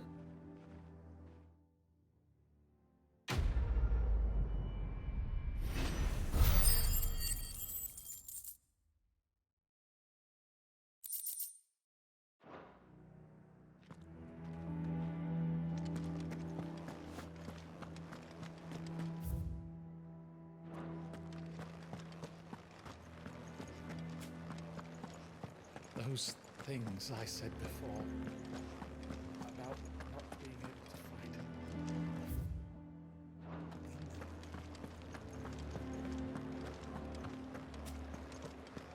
There were ghosts at the gates not days ago.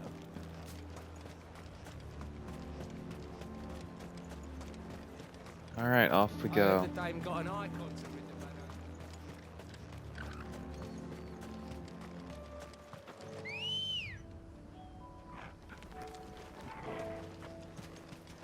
Ready, go? Faster!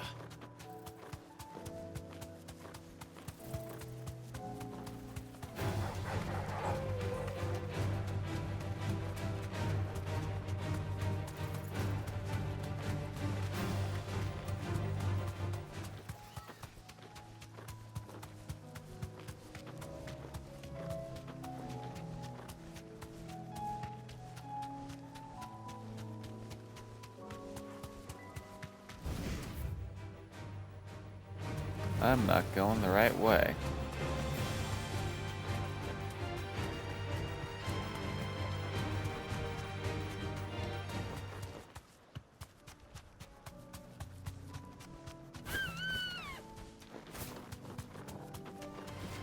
Time to fight.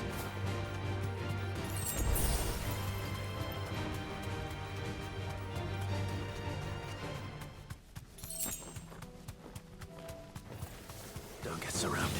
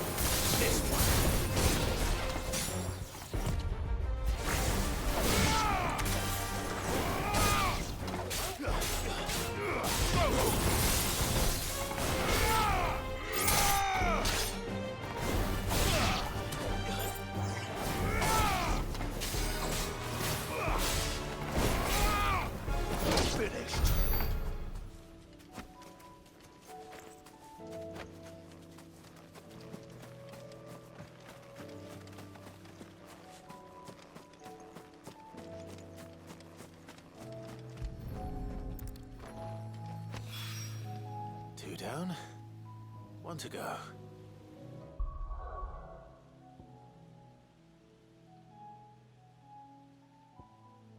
So many fucking side quests. Okay.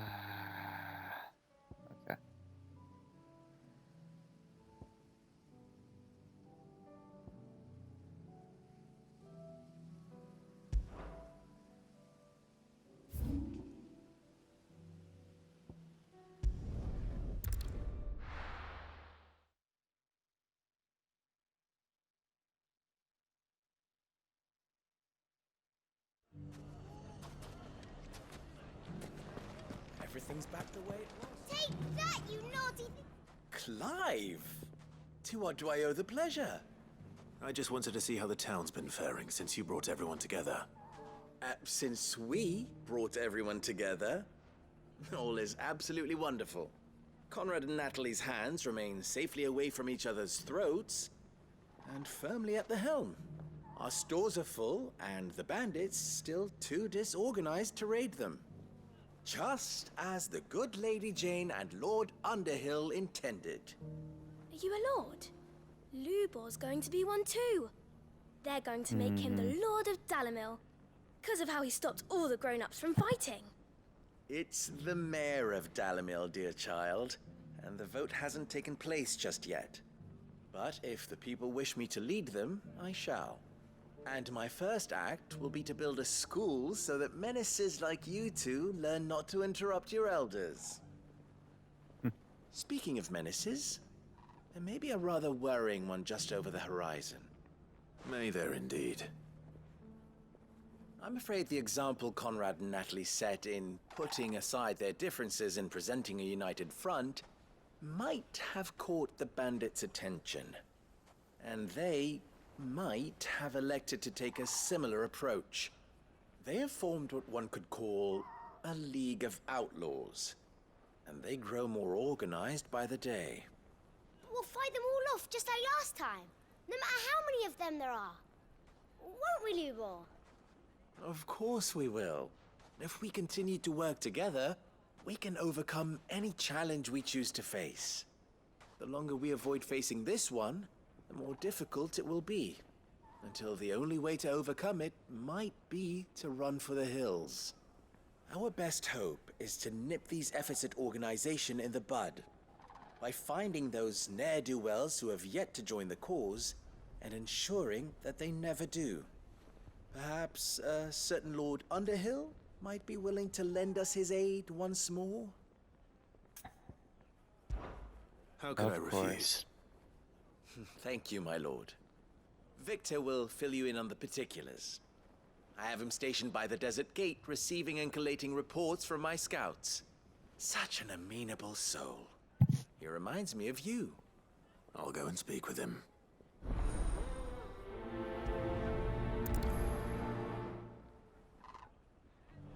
What's the difference between a lord and a mayor?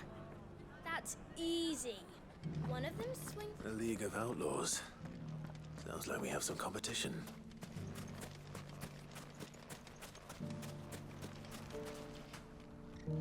Still in Dalamil, Victor?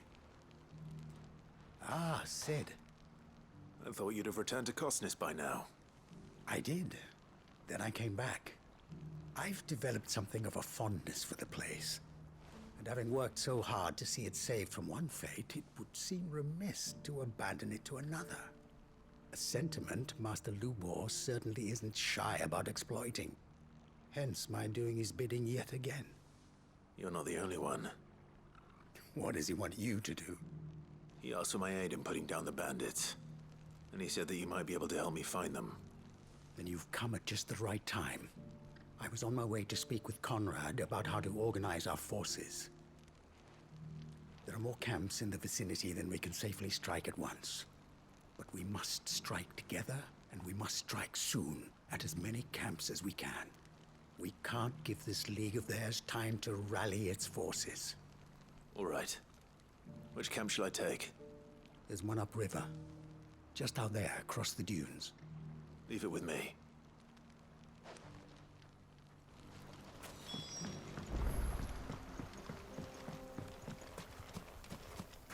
Those ne'er-do-wells want to band together.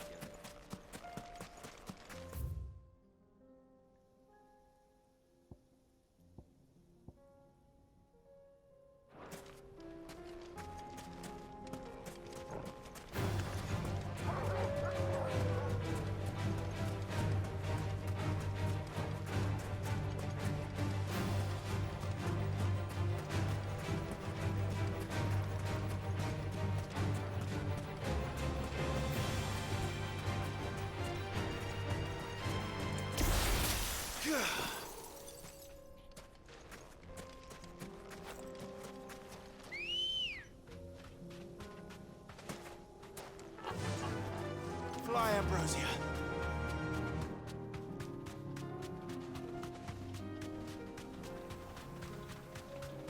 That must be the camp Victor mentioned. Come on then, Toggle. That's him! The one who killed Locke and Finger! Take his head off! All yours,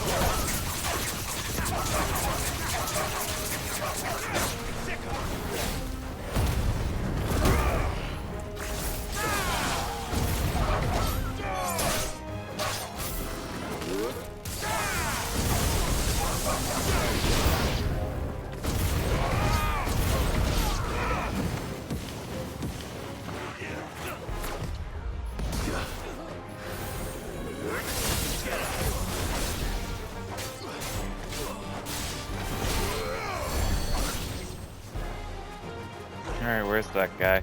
Nice try. Up there.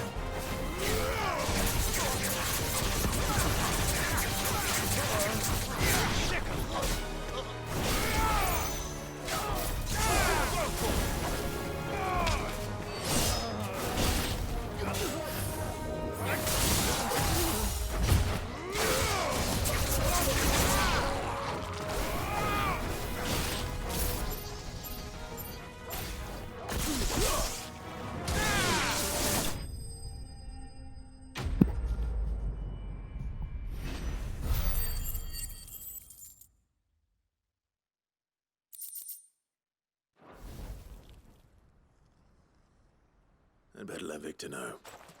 Sid, where are you? Ah, I see the bandits didn't pose you any trouble. No, but that's not why you're here, is it? No. Something's happened. We need you back in Dalimil. What is it? The whole town's in uproar. They're saying that Lubor is a bearer. What? Seems that one of our parties wasn't as thorough as they should have been. They let one of the bandits escape, and his escape route took him right through Dalimil. Some of the children spotted him, and he was about to silence them. And when Lubor felled him with a bolt of magic, and without a crystal. But that's not possible.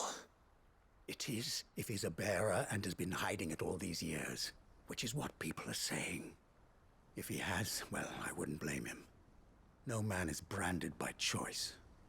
Still, all those people see is a man who's lied to them all his life. One who was made a leader of himself when the world believed he should have been a slave. Fuck. I don't know where we go from here, but I know one thing. Lubor needs all the friends he can get right now. You're right.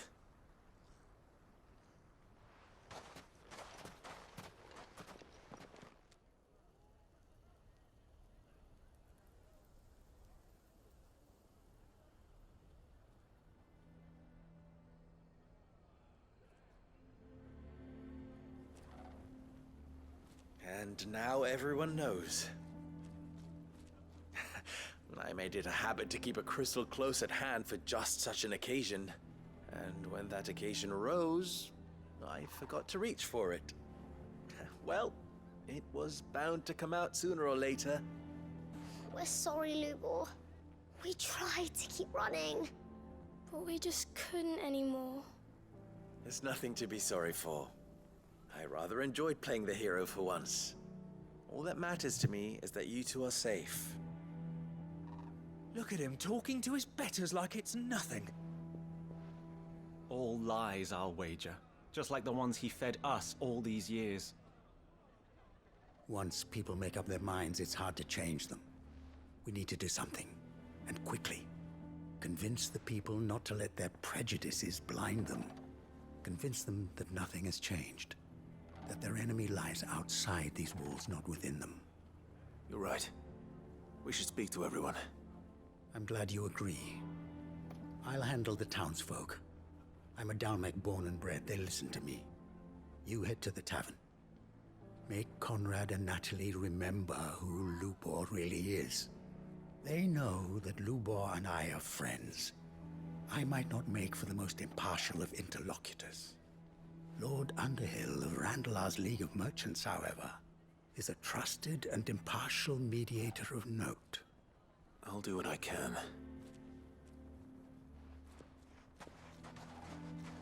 Lubor, stay here with the children. I can't promise anything, but we'll try. And that is all I can ask of you.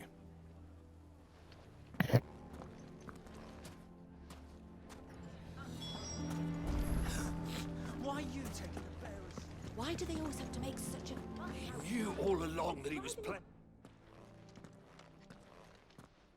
Forgive me for disturbing you, but could I have a moment of your time? I've seen your face before. As have I. Lord Underhill, wasn't it? Of the League of Merchants.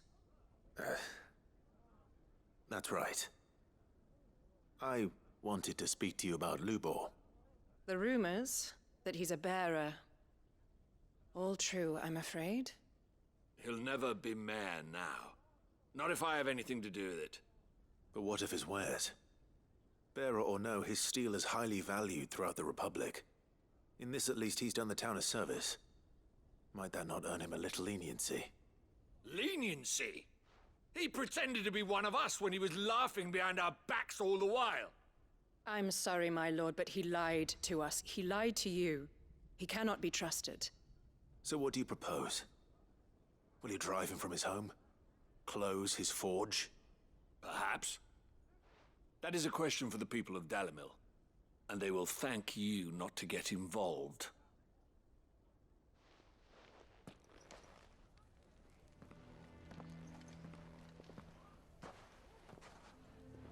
The townsfolk have made their minds up. There was nothing I could do. Nor I. Conrad and Natalie refused to consider anything but their own wounded pride. You never know. Once their anger is cooled, they might see things differently. For now, we should report back to Lubor. All right.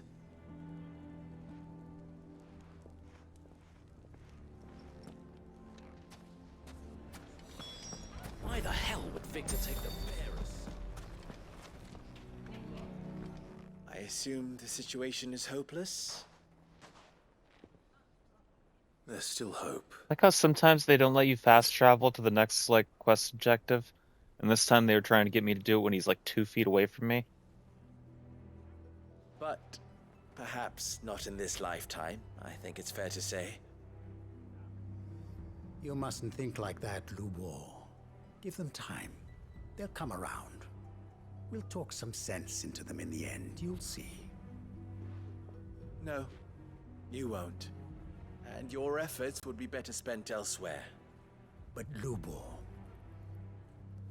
Rosina would often tell me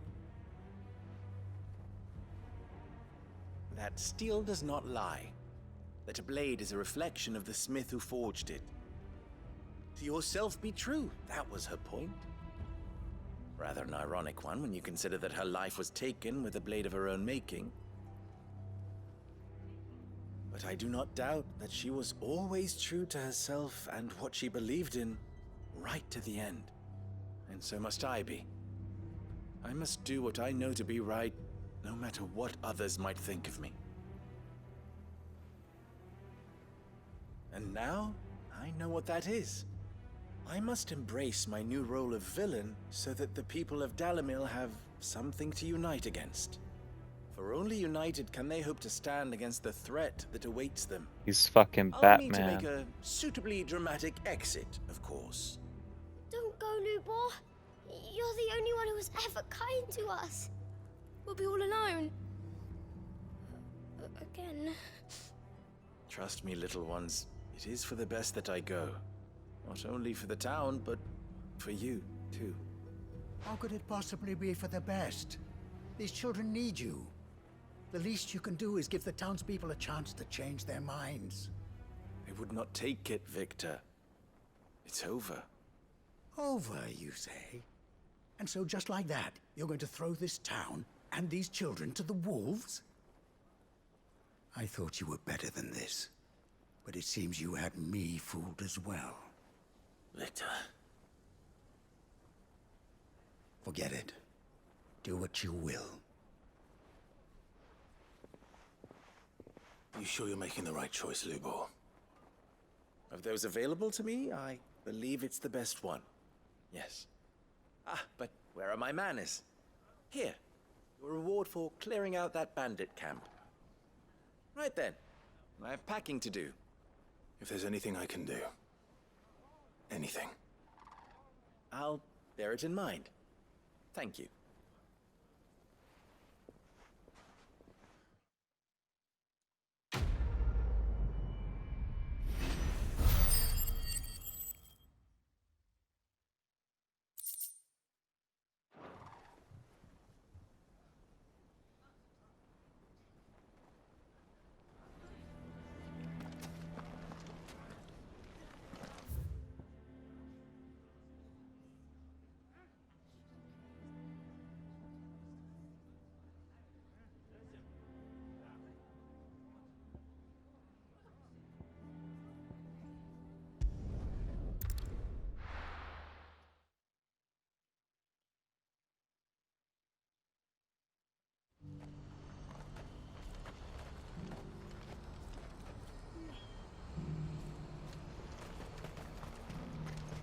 What's happened? Good dog. Cards at the gate are in a right old panic. Come on. They're saying Twin Side's gone. Good dog.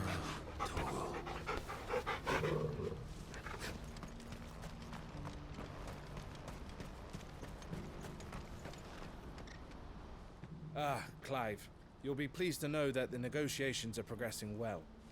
That is good news. Yes. Our comrade in Randala has just sent word that the contract should be signed very soon. but I still have much and more to prepare. It's a huge undertaking moving this many bearers at once. You couldn't do me a quick favor, could you? What is it this time? Absolutely. More wild beasts? Nothing like that. I just need you to go over to the caravans and ask El how long we have until the bearers arrive. Find out exactly how much faster I need to get all these supplies moved. All right. I'll go and ask. Thanks, I'm sure Clive. that's all it's I gonna owe be. you one.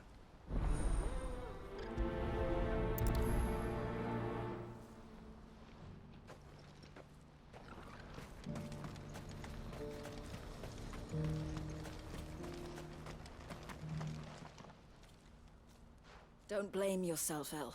This is their fault, not yours. I know, but... No buts about it, all right?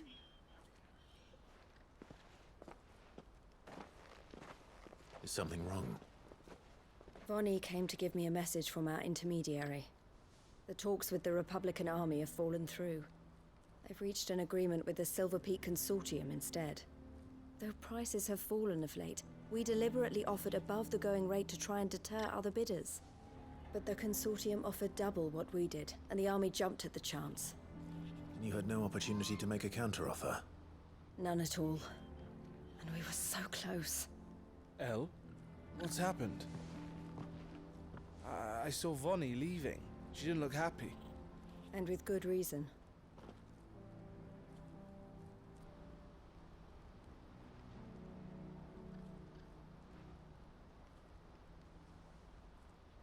But I thought we were the only ones the Fist were speaking to about the bearers.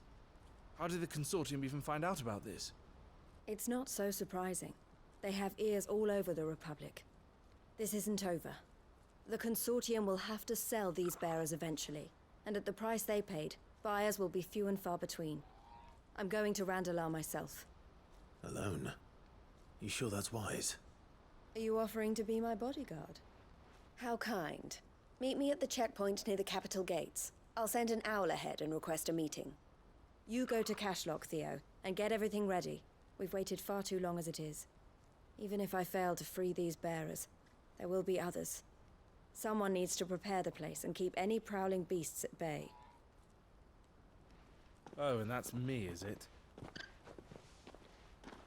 Well, it looks like I'm following orders till she gets back from meeting the Silver Peak Consortium, who've been doing their best to undermine our scheme. She'll never join them after this, surely. No, she said it herself. She still has plans for Cashlock, even if this one falls through. She means to stay with us, then. I can't say I'm not happy to hear it, but... is this what she really wants? You have to trust her. You're right. It's what she wants now. And if Elle's off fighting for the cause, I should do my part too. So I bid you farewell and safe travels, my friend. I'll gather my men and leave for Cashlock. We'll make sure the place is well stocked and defended. You go to Randalar and see if you can stop my sister biting the Consortium's heads off. If she won't consider her prospects, someone has to. I'll do my best.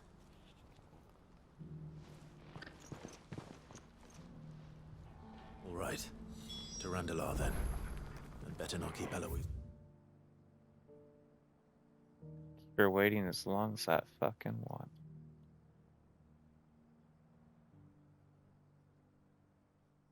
Waiting.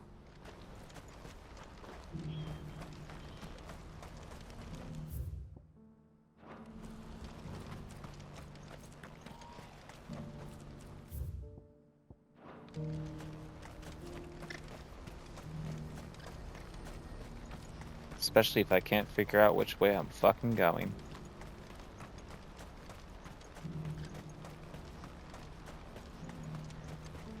But I wouldn't use calling Ambrosia now. Looks like this is the end of the road for us. When are they gonna let us through?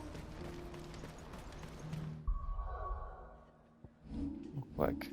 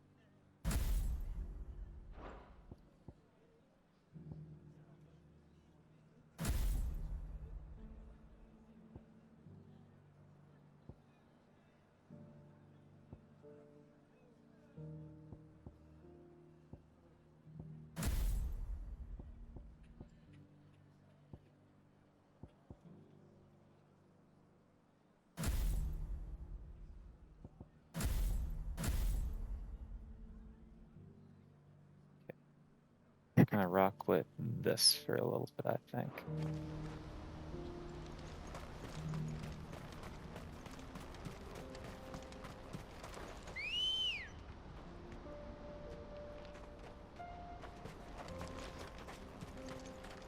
Good girl. Faster!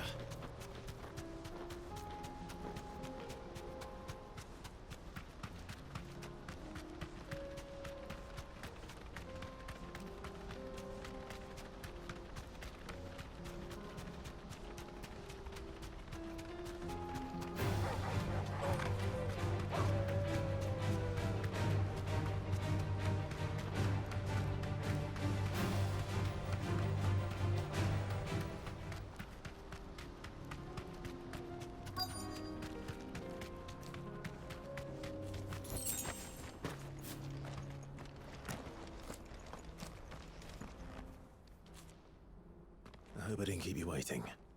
Did you arrange to speak with the consortium? Here they are now. You wish to consult with me? I did. It's about the bearers you recently purchased from the Fist. We had all but finished making arrangements to buy them ourselves, and then you stepped into the fray.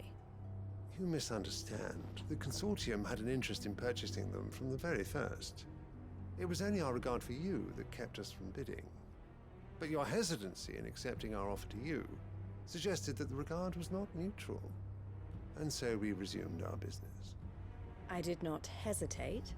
I am simply not inclined to make such decisions without first giving them due consideration. But what is done is done. Come then. How much do you want for them? Alas, you are too late yet again. We rarely take on such unconventional merchandise without a purchaser in mind. The bearers belong to him now. Who is your buyer? A trader from across the water. A most demanding fellow, if it's any consolation. He insisted the bearers be fed, dressed, even given their own bunks for the voyage over. That's what you get when you deal with continental types. I wouldn't know. Oh yes, the culture on the continent is quite different to ours. They pay good money for bearers not fit for the knacker's yard, and treat them like kings. But as long as they pay... That does sound unusual. No matter then. If they've already left our shores, there's little that can be done. Allow me to withdraw my interest. And with it, my interest in joining your organization. My associates will be sorry to hear that.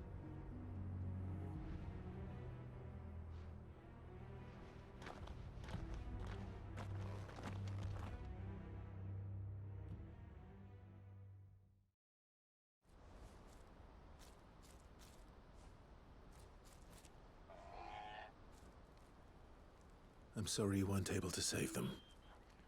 As am I. But I only have myself to blame. He was right, you see. The Silver Peak Consortium did intend to buy those bearers before I did. Their representative hinted at a possible purchase when he came to recruit me. I feigned interest in joining them in the hope he might be encouraged to tell me more. And he did just that. As soon as he left, I sent my own offer to Randalar. So you never... No. I entertained the Consortium's proposal solely so I could learn more about those bearers. But I was a fool to think they wouldn't find out.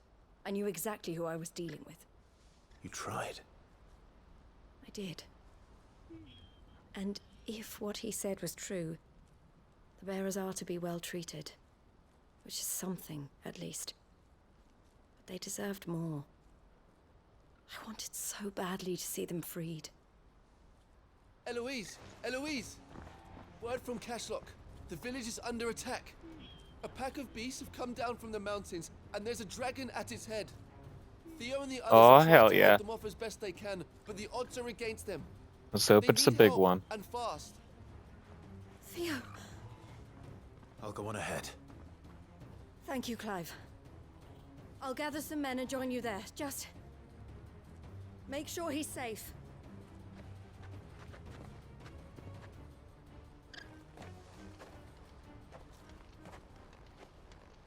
Hold on, Theo. I'm coming. As soon as I remember which way to Cashlock. that over here? Yeah.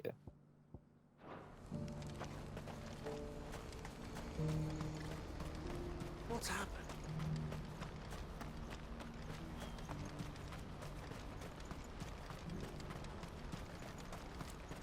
What I wouldn't give for a hot meal.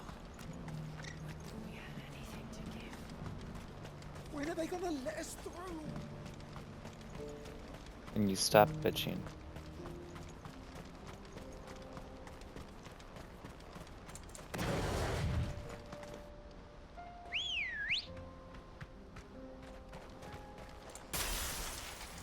Come on.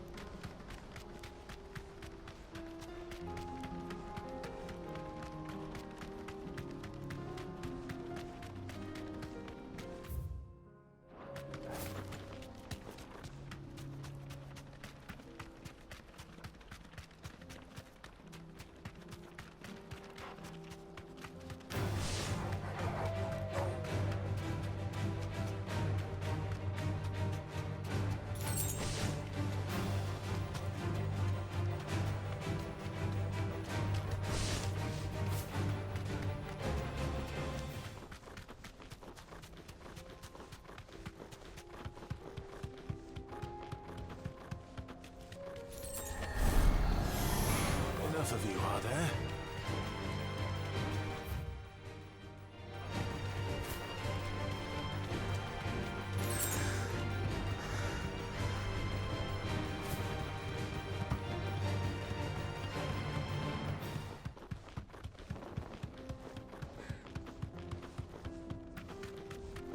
Look what we have here. All right then. Let's get this over with. By let's get this over with, I mean I'm gonna ride through on Ambrosia and just forget that you guys exist.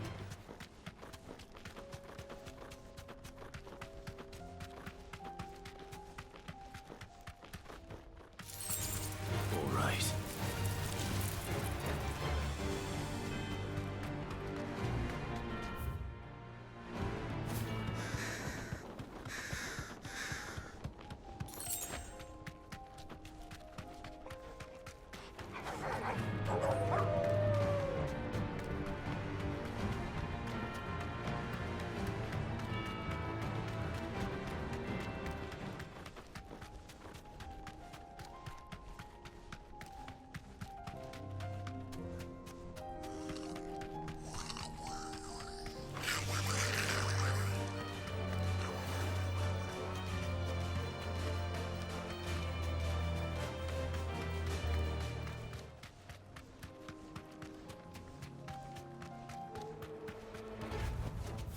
It'll do, girl.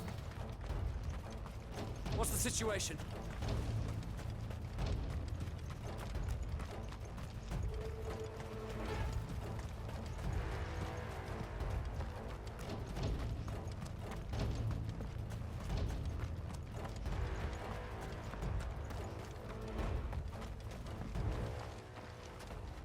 Where's Theodore? Upriver! He led the dragon that way to keep it from the village, but the whole area's flooded with ether. We just have to pray he makes it out in one piece. I can do better than that. Torgal, with me.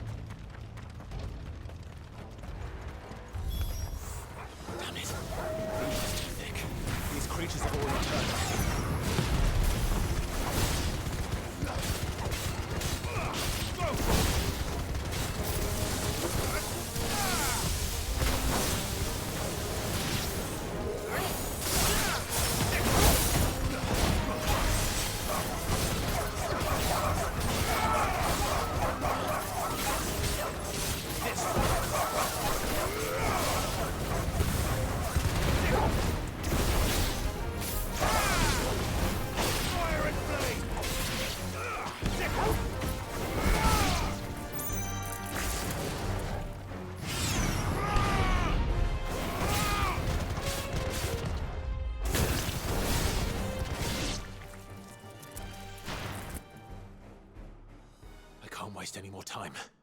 I need to find Theodore before that dragon does. Too late.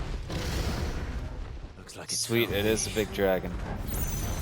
This thing's turned as well. This isn't going to be easy.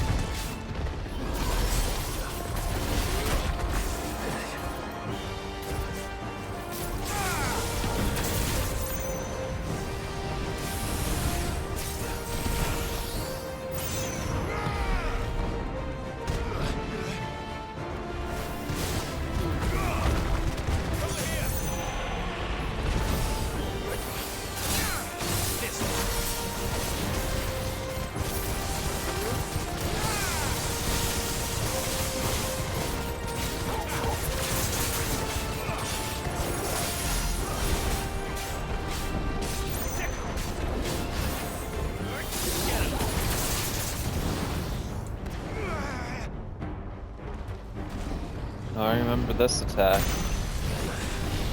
Doesn't matter because I can't fucking dodge worth of shit.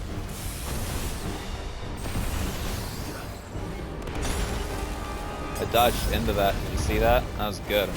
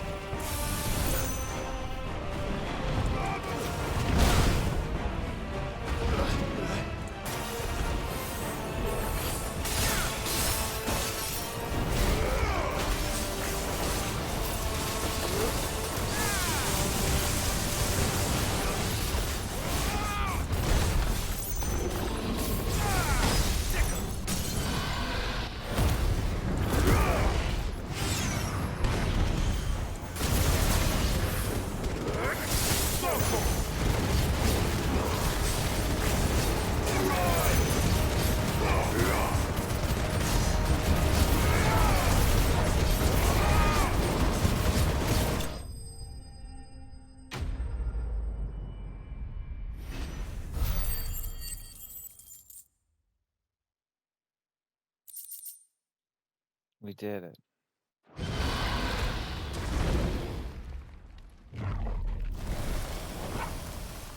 Clive?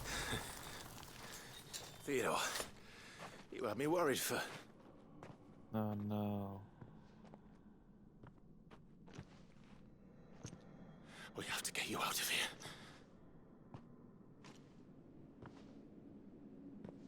I think it might be a little too late for that.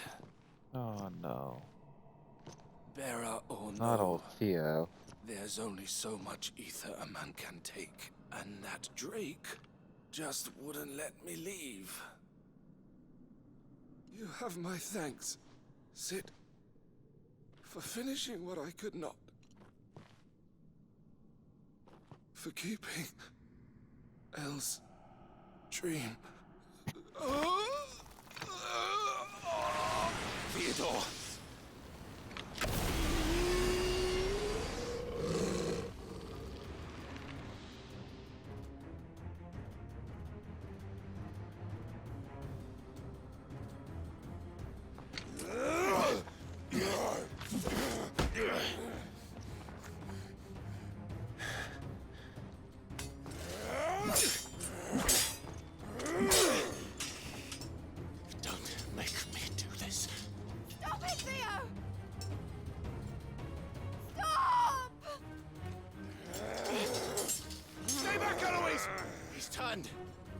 And so will you!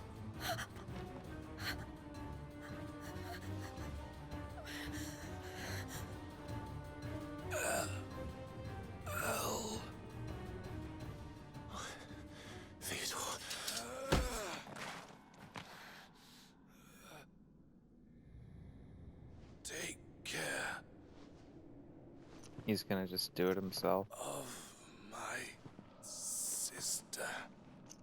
Vito. Wait. Goodbye. El.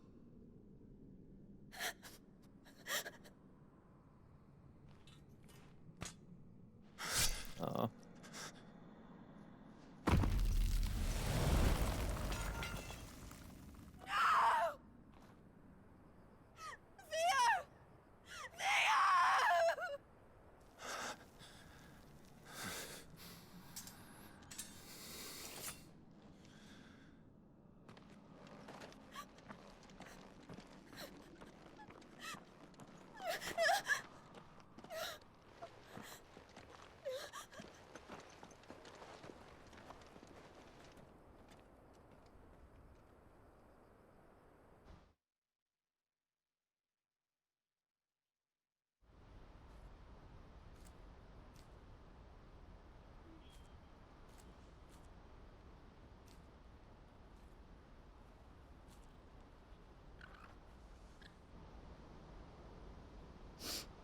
Thank you, Clive.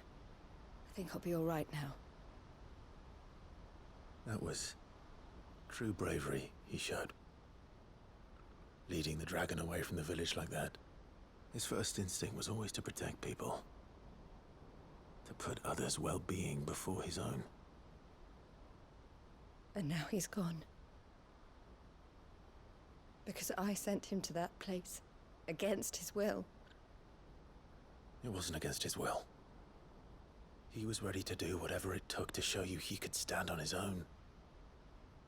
So that you would finally be free to live your own life. To live my own life. He never could come to terms with the choice I made. What exactly happened? You once told me Theo was the first bearer you ever helped.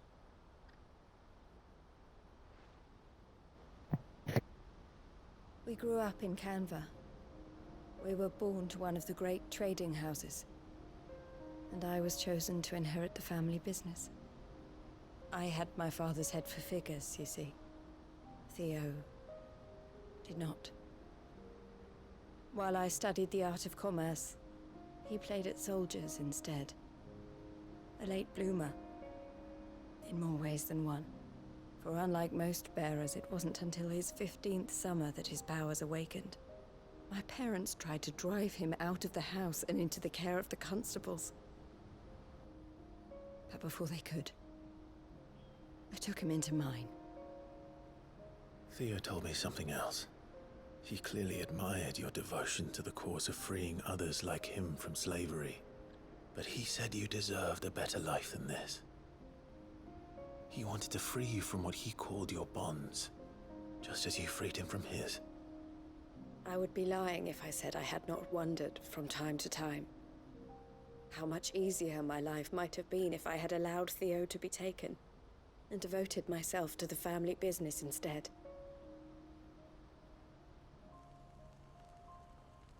But I have never regretted the decision I made. Being with my brother meant more to me than tradition or reputation. I only had to look at him to remind myself of that night and the choice I made and the fact that I would make the same choice again in a heartbeat.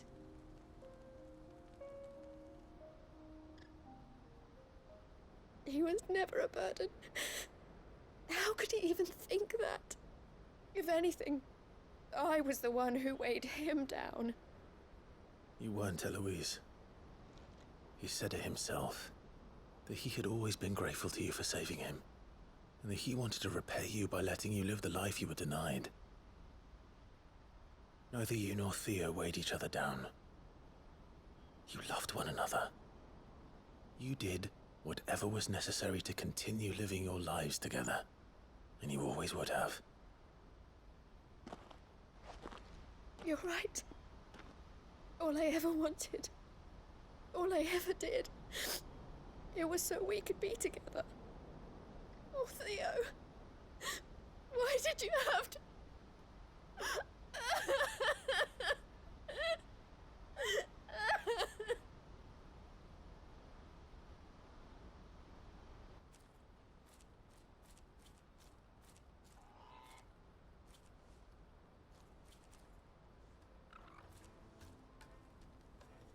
I know Theo wanted me to move on, but I'm staying here at the Crimson Caravans to continue our work.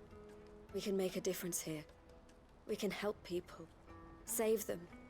I need nothing more from life I than think that. you should do whatever you want to do. So I'll carry on doing what we do, ensuring that goods, people, bearers get where they need to be, bringing smiles to people's faces, just like we always have, and to Theo's, wherever he is.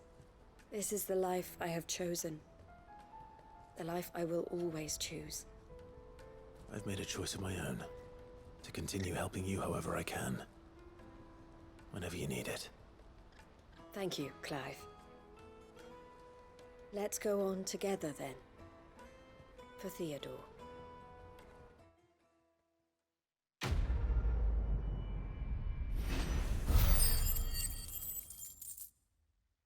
For Teddy.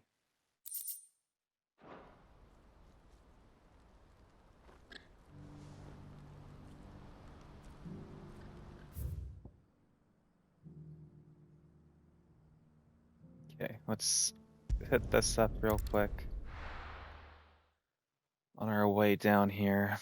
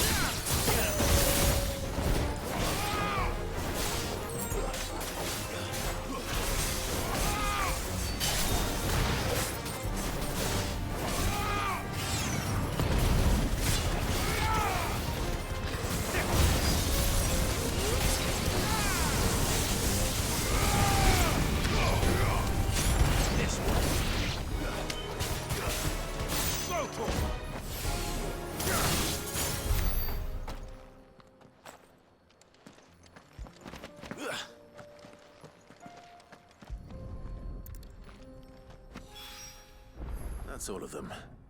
Owain can uncross his toes now.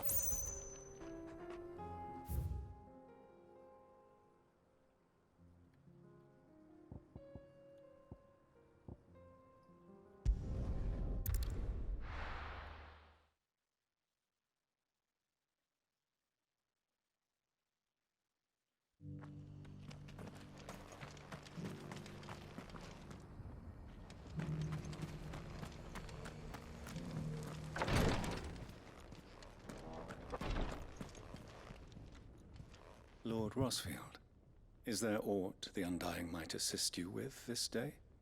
Perhaps. My brother said that your order was helping him with his quest to uncover Ultima's origins.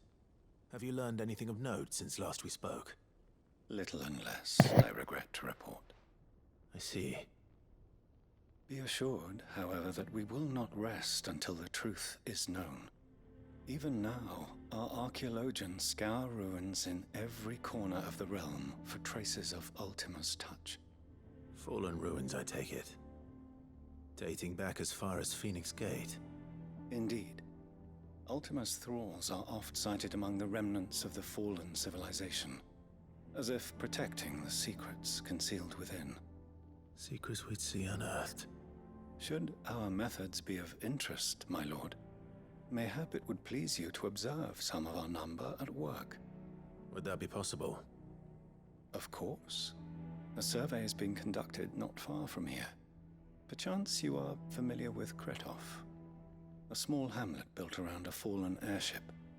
I was due to visit my colleagues there to collect their preliminary findings, but if you would consent to do so in my stead, I'm sure that they would be honored to relate any discoveries they have made to you directly. All right. I'll go and meet with them. They will be most gratified, I am sure. Might I suggest you take the road through Titan's Wake? It will lead you straight to the village after but a short walk. Thank you. I will. I wish you a safe journey, my lord. May the Firebird's flames burn ever in your heart.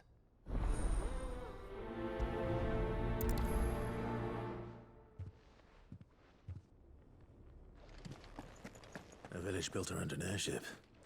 Sounds like another Lost Wing. I hope the inhabitants are just as friendly.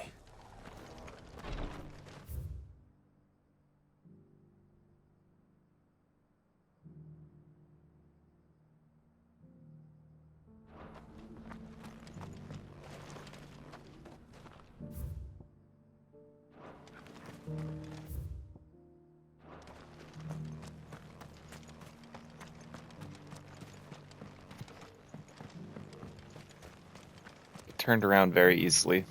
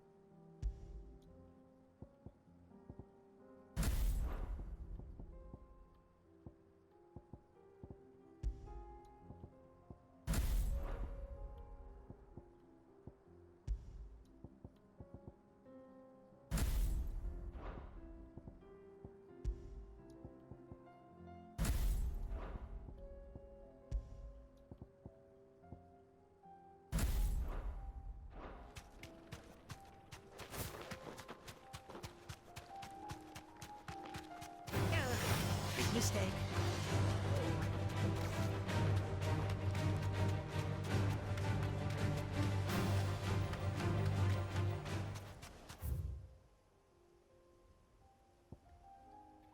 Yeah, maybe we just hit this up.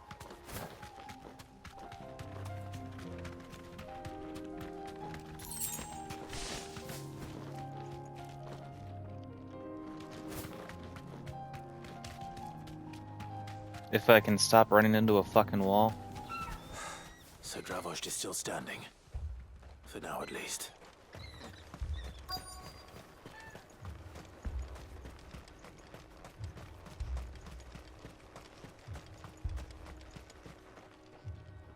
Clive!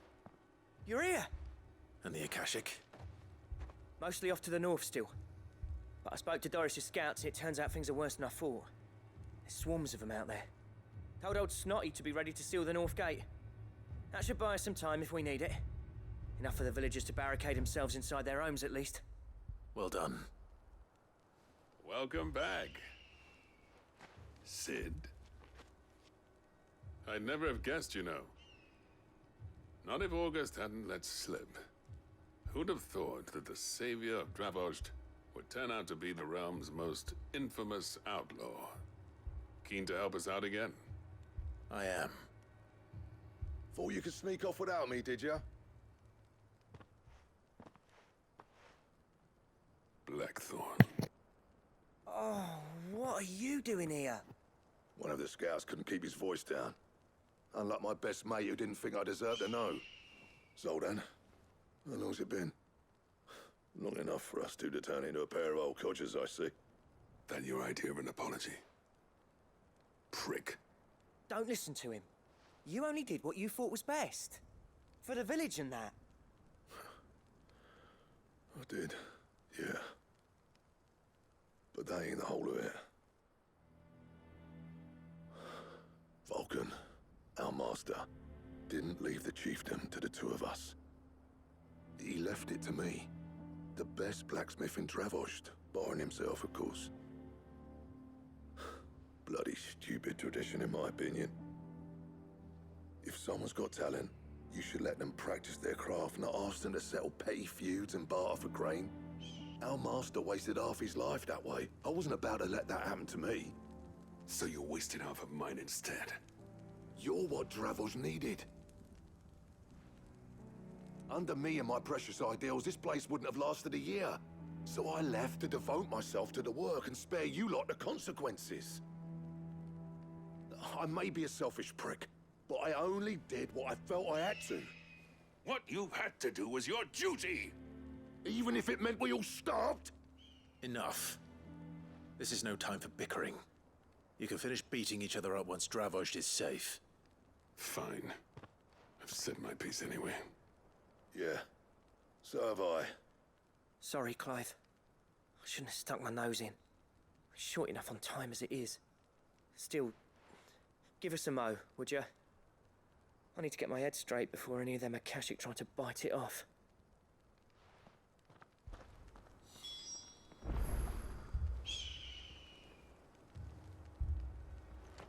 You, ready for the off, then?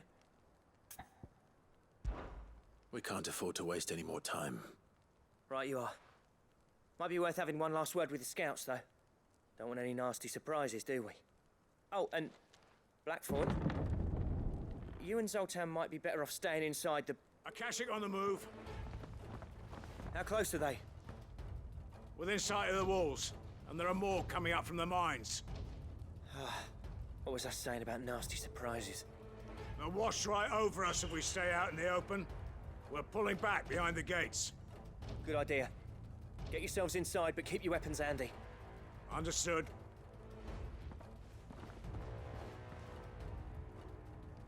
I'm prepared to fight if I have to. Well, let's hope you don't. That's our job. Once the scouts are inside, order your men to barricade the gates. No heroic last stands, you hear me? No fighting at all if you can help it. August's right. I've seen what Akashic beasts can do to armor. The people here are tough and willing, but they ain't equipped to face what's coming. I'm going out there. Start work on the gate as soon as I've left. I'll give you as much time as I can. And if they kill you? You evacuate. But it won't come to that. I promise. You'd better be right. Take good care of Dravost till I get back. Leave it to me. And give those things what for, yeah?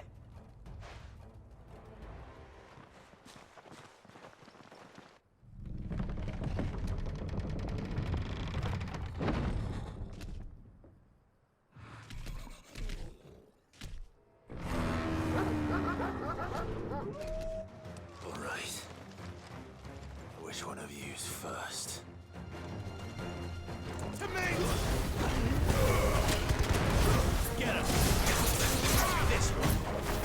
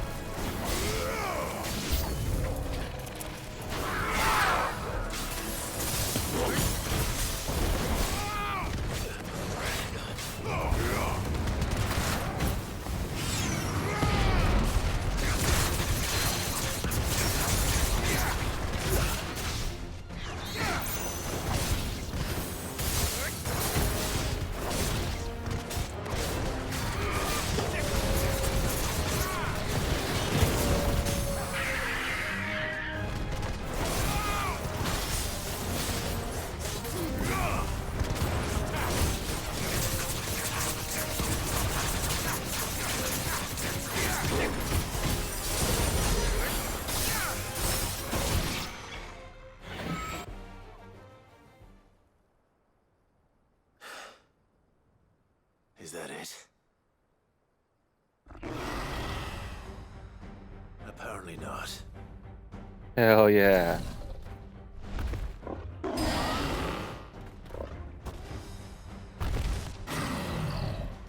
Let's fucking do it. Not getting past me.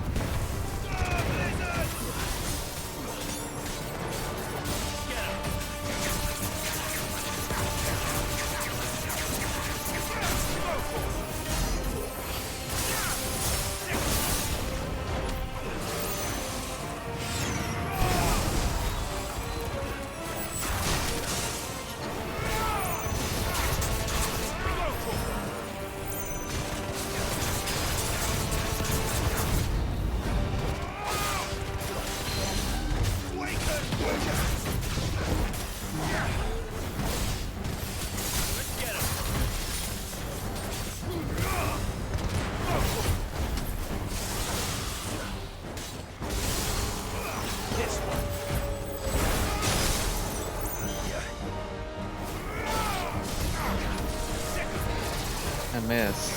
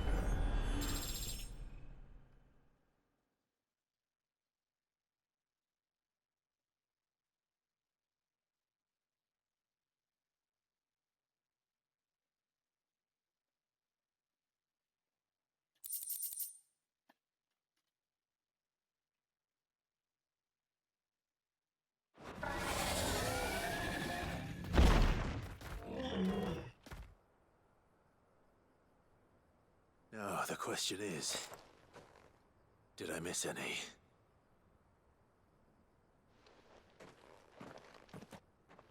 Man alive! You're still in one piece! I slew as many as I could. As many as I could, he says. The old bleeding lot, more like it. Well, almost. Only almost. Yeah, one or two did try to sneak over the wall. But we got the bastards, don't you worry. Good.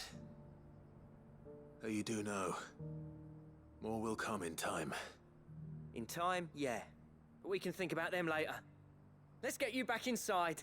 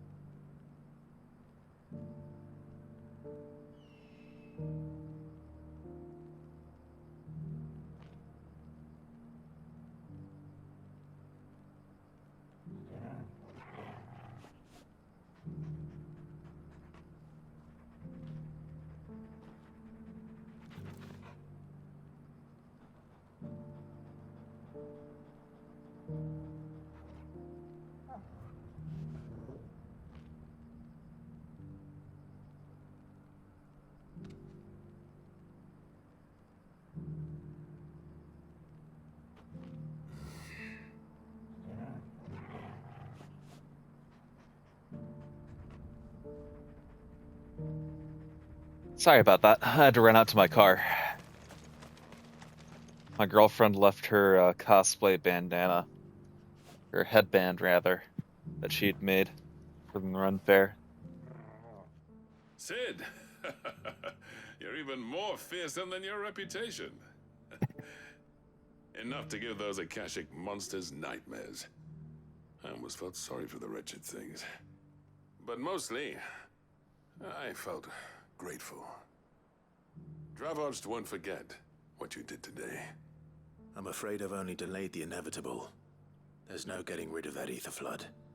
Meaning that any living thing which stumbles into those mines will end up clawing at your walls again. And that's if the flood don't spread.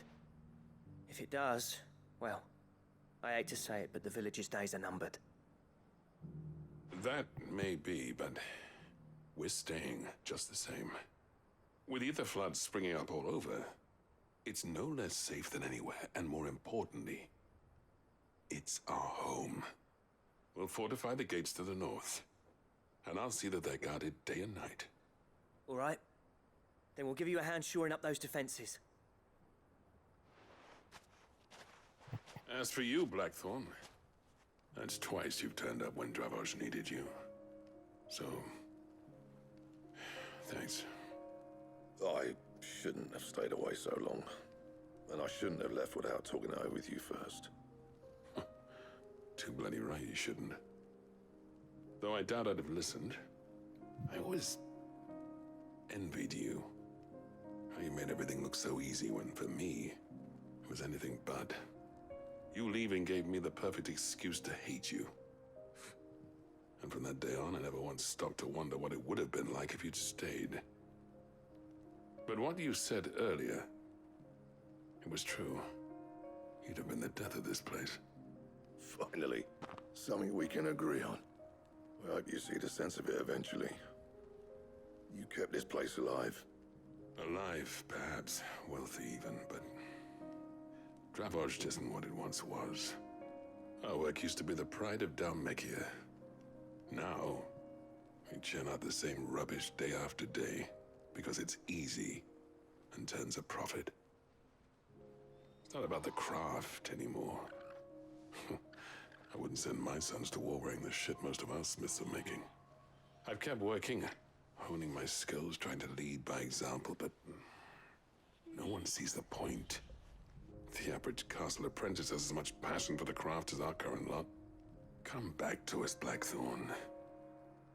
Remind Dravos what a true master blacksmith looks like.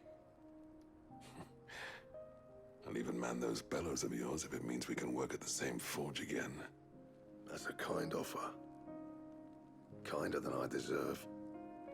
And I wish I could accept, but I'm needed elsewhere. There's people who trust their lives to my steel, and I daren't let them down. Fair enough. But that doesn't mean I couldn't visit from time to time. Let's see if we can't rekindle this town's passion for the craft, shall we? I'd like that. Just be sure to tell Snotty to let me in the next time I come calling, yeah? Knowing him, he'd let you in anyway. Blackthorn. The Master Smith turned outlaw, back in my good graces. I never thought I'd see the day.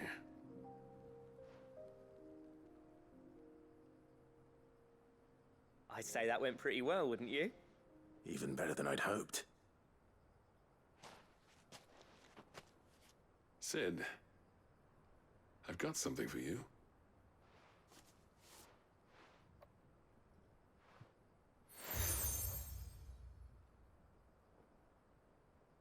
And this is? A token of our lasting gratitude. But I'm of a mind to make you a far grander gift. Designs for a certain sword have been passed down from chief to chief for generations. Now hold on, Zoltan. There's a reason no one's made that blade in centuries. There's not been a craftsman equal to the task. I'll admit your cinders make impressive steel, and I've learned to hone an edge Odin will be proud of. But the engravings on that thing are enough to make a jeweler cry. And they're not just for show, either. Have you forgotten what brought you back to Dravos in the first place? A certain ring? I knew I'd never surpass you with a hammer and tongs. So I turned my hand to a different kind of metalwork. Between the two of us, I'd say we're the equal of any master craftsman ever to have graced a forge.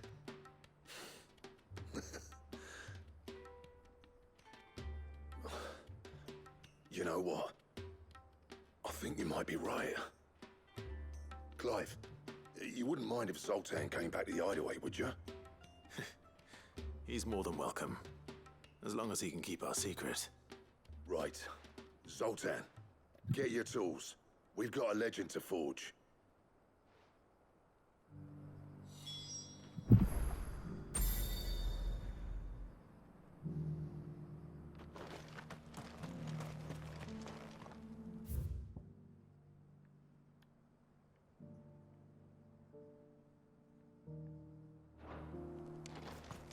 beast was charging at me. All right.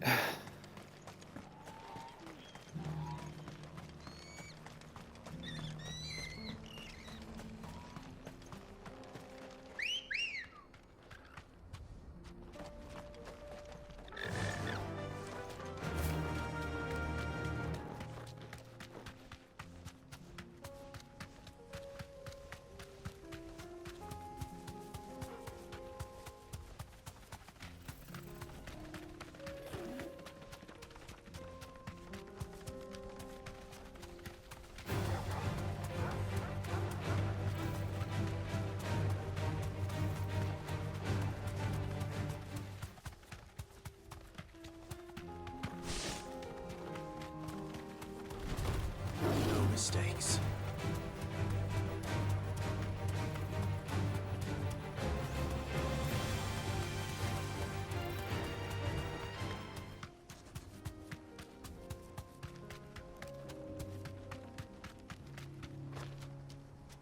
Let me You in. deserve a rest. Let me in.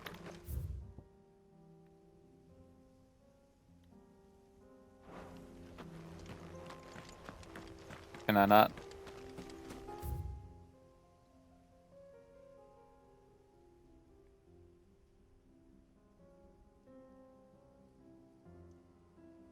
Do I need to come in from this way?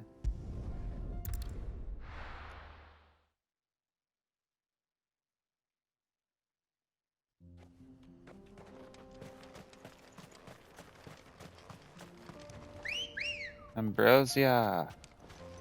Good girl. Come to me, my bud.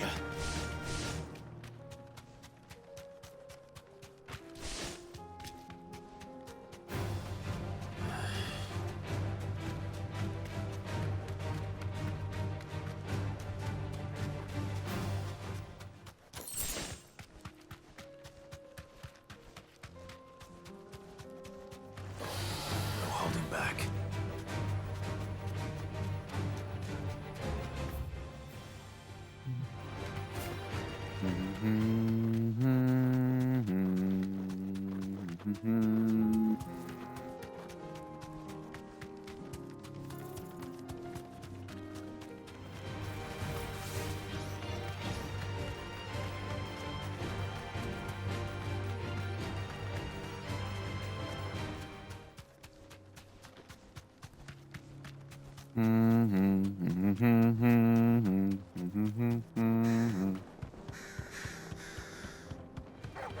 All right.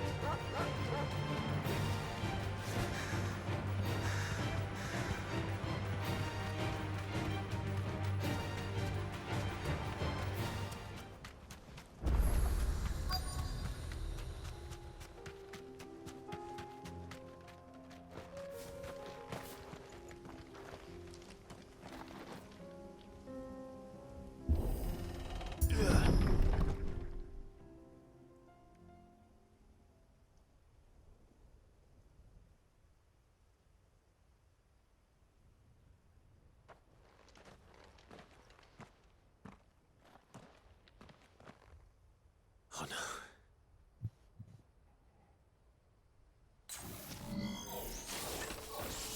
You'll pay for this.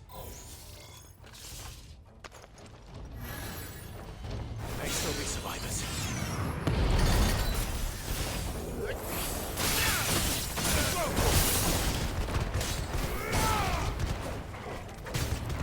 This one.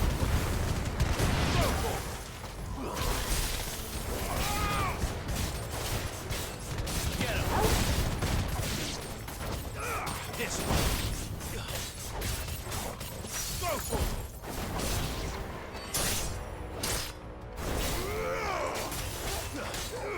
Get him.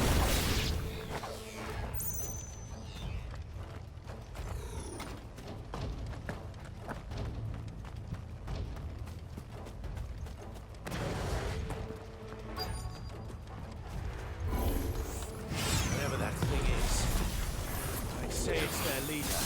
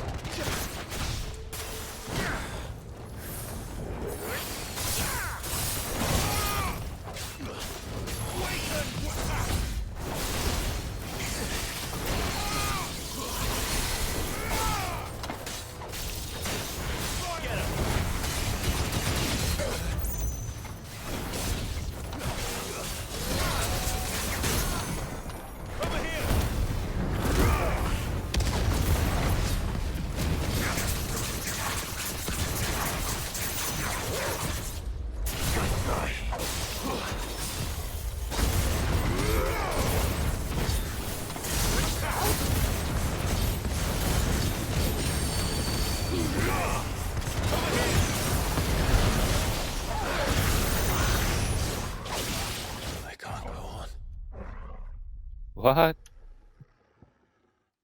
Whoops.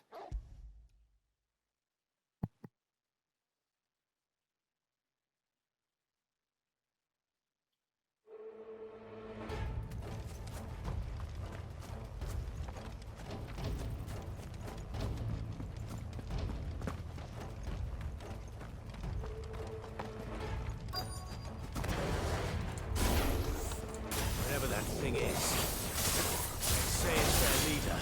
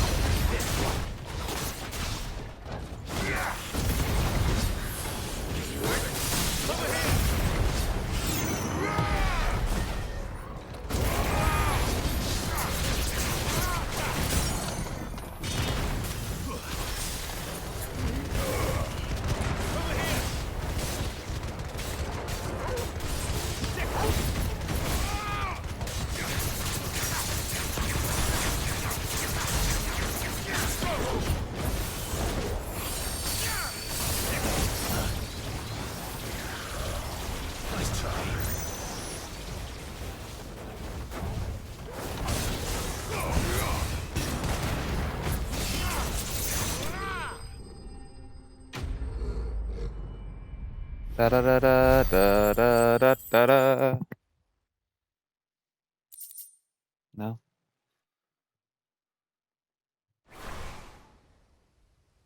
Should have stayed in the past.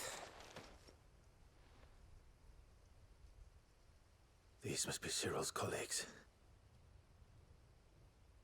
You have our thanks, stranger. Who are you? Ah, forgive me, my lord. I did not recognize you. You are Lord Rosfield, are you not? We are archaeologians, tasked with surveying this site. When the echoes appeared, our brothers here occupied their attentions. Thanks to them, and to you, we were, for a mercy, able to see our duty to its conclusion. You call that a mercy? Your brothers might still be alive if you put their safety before your duty. Surely this survey wasn't worth dying for. We are charged with uncovering Ultima's origins. A duty of the highest import, as I'm sure you will agree. And you think your dead brothers would agree with you too? I know they would. They gave their lives for the cause, an honor to which all Undying aspire. Now, to what do we owe the honor of your presence, Lord Marquis? Cyril told me of your work here, and I agreed to collect your findings in his stead. I see. That is most kind. Pray, take them then, with our humble thanks. May the Firebird's flame burn ever in your heart, as it does in ours.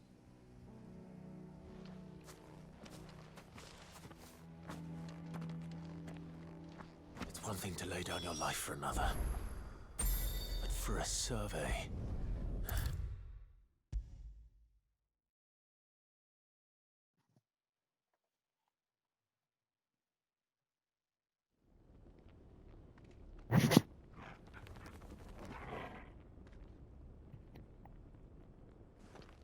Ah, you are returned, my lord. I collected your colleagues' preliminary findings. Here, take them.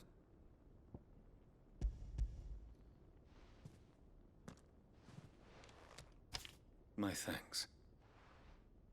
I shall study them, and inform you forthwith if I discover aught that might aid you in your fight against Ultima.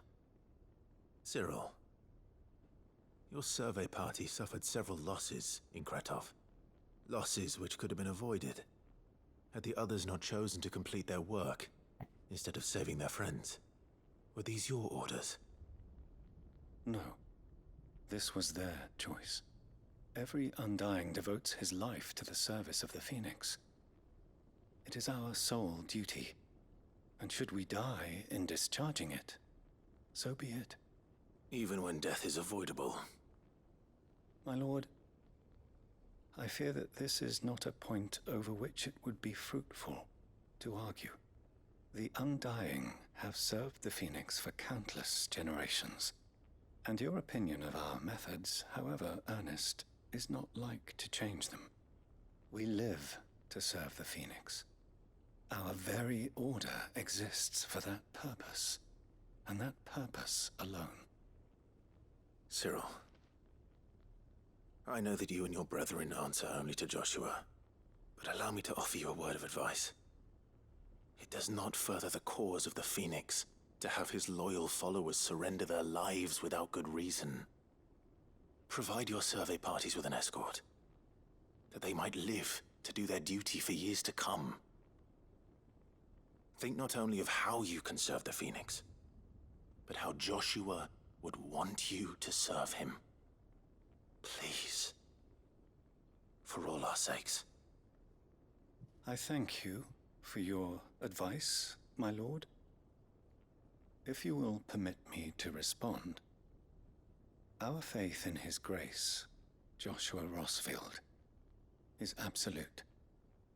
And we of the Undying will do what we believe is right to fulfill our duty unto him. As first shield to the Phoenix, I am sure you understand what it means to do one's duty. I do. Then we are of the same mind. And it is my hope that we may continue to do our duty together.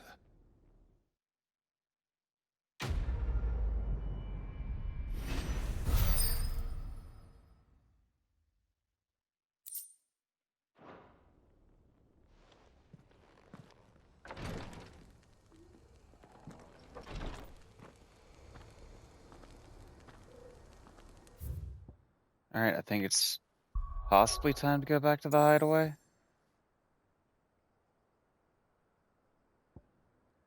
Yeah, it's time to go back to the hideaway.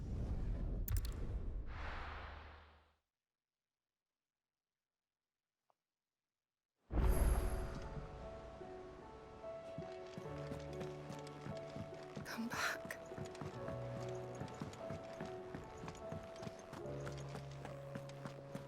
Oh, don't tell me we've run out of Peppy on that. Ah, the man himself. We were just about to make a start on that sword I promised you. It's funny, but none of this would have been possible without your help. You remember Camille? We'll be using his leather work for the grip. The steel, meanwhile, will be tempered in a fire, burning the cinders you charmed out of old Zoltan here. And that whetstone from the Outer Isles, that'll be what gives the blade its edge. And the final flourish will be my talented colleagues' engraving. A team effort led by the greatest blacksmith alive. Now, save that talk till the thing's finished, yeah? Right. I'm ready if you are. To the bellows it is, then.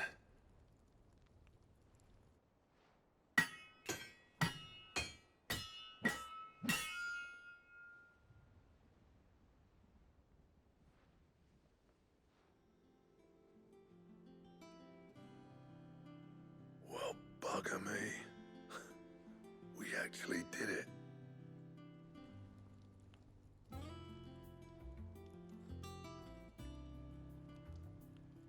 The sword to end all swords.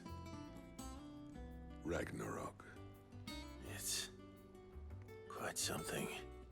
I trust you'll take good care of it. Thank you. Both of you.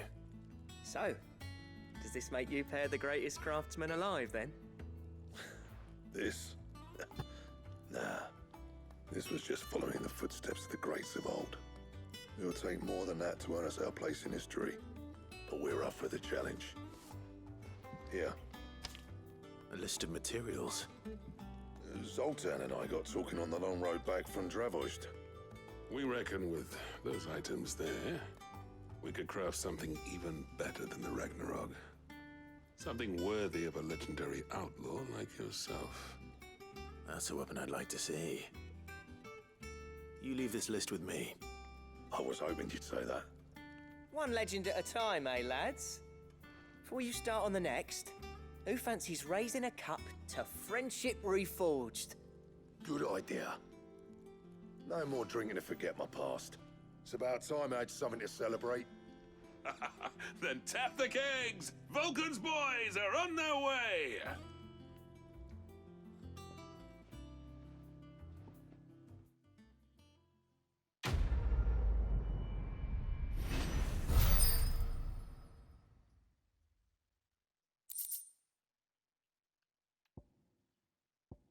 Okay, so it is a better sword.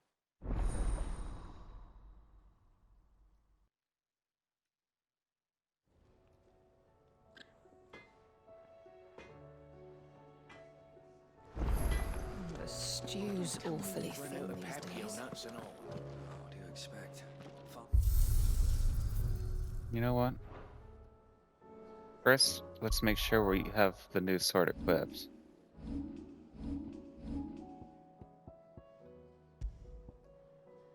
We do not.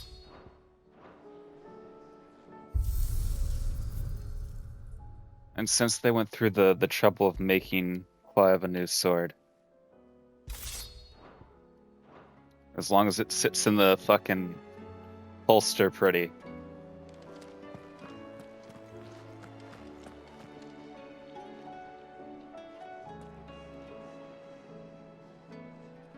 Yeah, it's fine.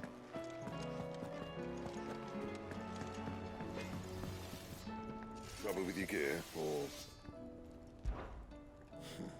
I never thought, and if it hadn't been for you... What's that for you, dear?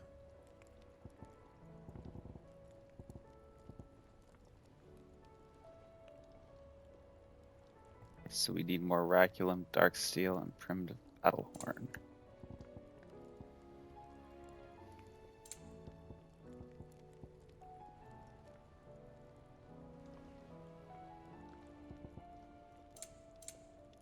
That it? Fine.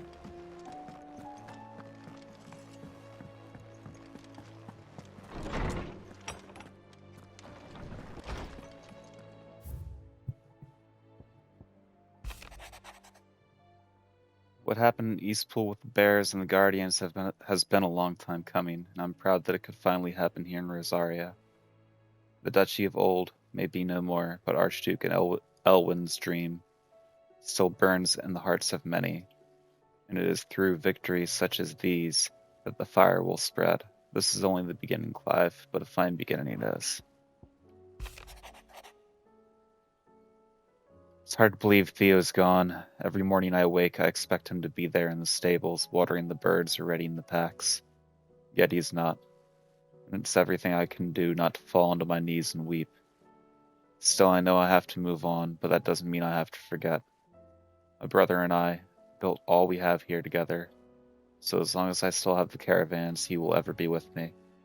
And I shall honor him in death by carrying on what he strove for in life. That is what I choose. And we got a couple of new memories.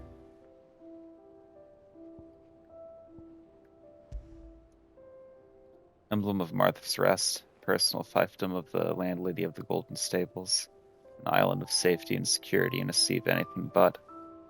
Shows a sleeping chocobo, and the guardians and bearers of Rosaria can rest easy, or can too rest easy, safe in the knowledge that they have a friend in Martha.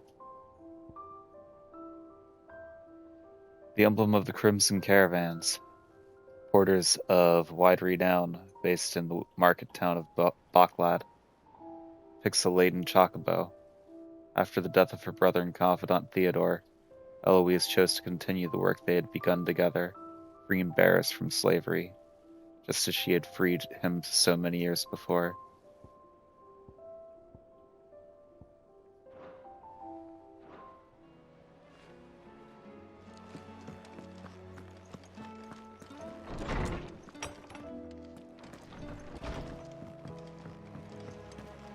The stews. Don't tell me you've run out of papio nuts and all. What do you expect? Farmers are Buy some abandoning potions their- while I'm over here. Are ya? Going purse weighing you down. Sure is, girl. You'll not find a better price than that. You're rubbing me blind, you know. You'll not find a better price than that. It'd better all be here. You're rubbing me blind, you know. Come again. Or don't. I'm not much bothered either way.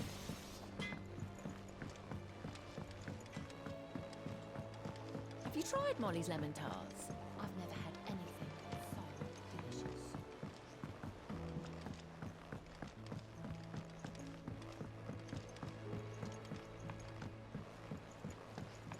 Canva lost. Miss, can we read Miss Editor's story for our lesson today? What a wonderful idea, Jocelyn. Let's do just that. How was she? With Canva in the hands of a Kashik. Ah, Sid. Wasn't expecting you back so soon. So, is it good news or bad? Good, thankfully. Here. That's brilliant! Thanks a blimmin' million! I'll fit 'em to the smelter right away!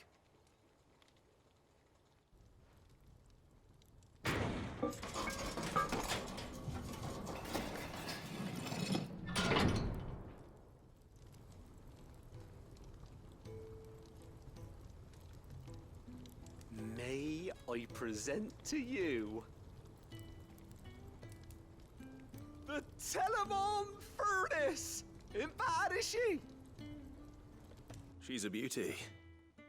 You saved my bacon again, Sid, and I ain't about to let your good deed go unrewarded.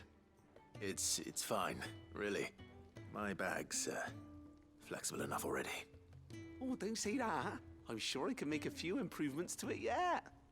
You could just buy me a bigger...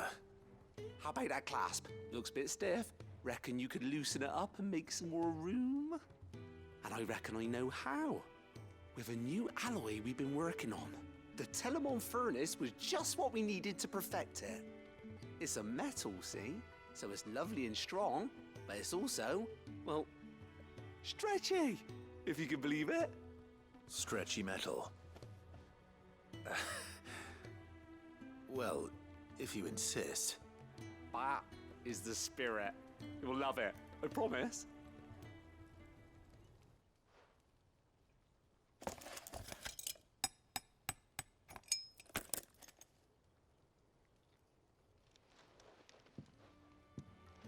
So, what do you reckon? It's actually quite ingenious. Thank you, a-wine. Shh, don't mention it. You earned it. And I wanted to get some practice in using that metal anyway.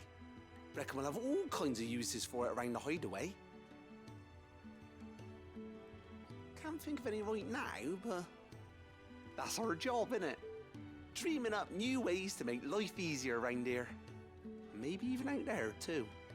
One day, the whole world's gonna know about the inventions you've helped us put together. That bag of yours will be the first of many. You mark my words. They'll hardly believe their eyes, I'm sure.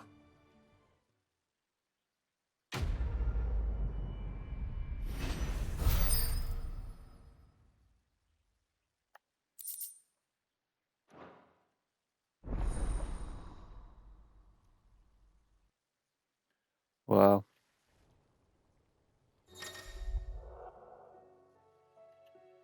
8 potions, 5 high potions, oh my god.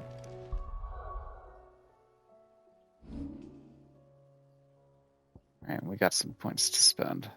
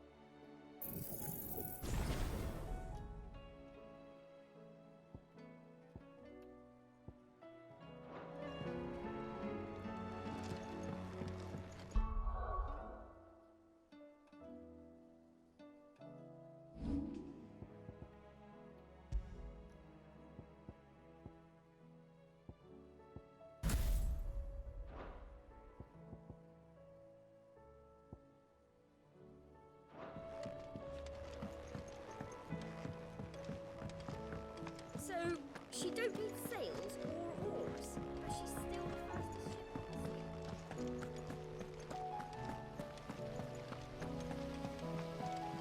Alright, so after 3 hours of doing side quests, let's finally check on our brother who might have been hurt really bad. How are you feeling, Joshua? Better than I was. But not nearly as well as you should be. Your cuts and burns may have healed, but your body still bears the burden of every spell cast. And what would you have had me do? It was no ordinary foe we faced. It was the Warden of Darkness. Yet still, it was not enough. The king could have ended me at any moment, but instead chose to toy with me like a curl does a mouse. You underestimate yourself. Oh, it was crystal clear. Only one man established his dominance that day, and that man was Barnabas. I'm sorry, brother. That was ill-spoken. It's just, I have never felt so powerless. And when so many are looking to us for strength, perhaps the prince feels the same. Perhaps the prince shouldn't have killed his whole fucking city.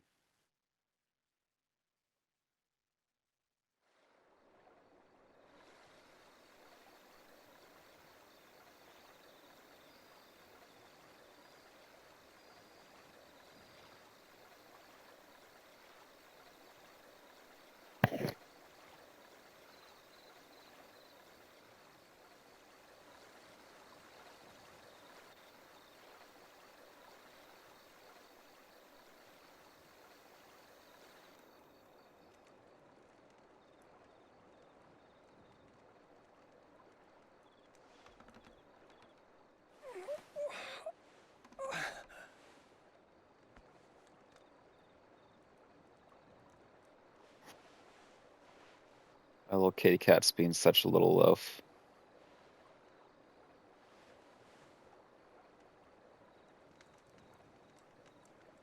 What is this place?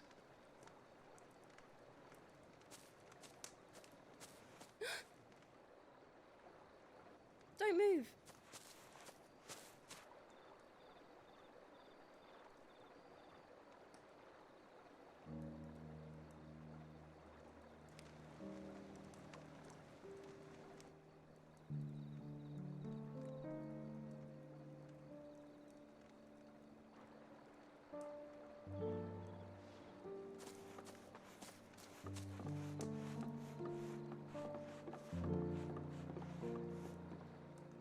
Here, it's fresh from the well.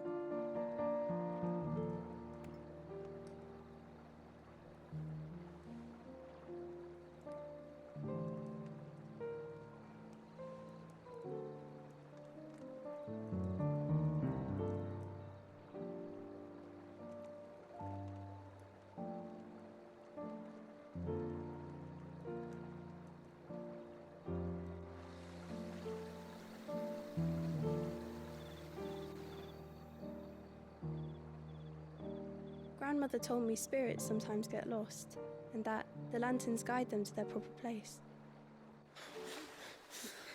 I set one on the river for her when she passed away.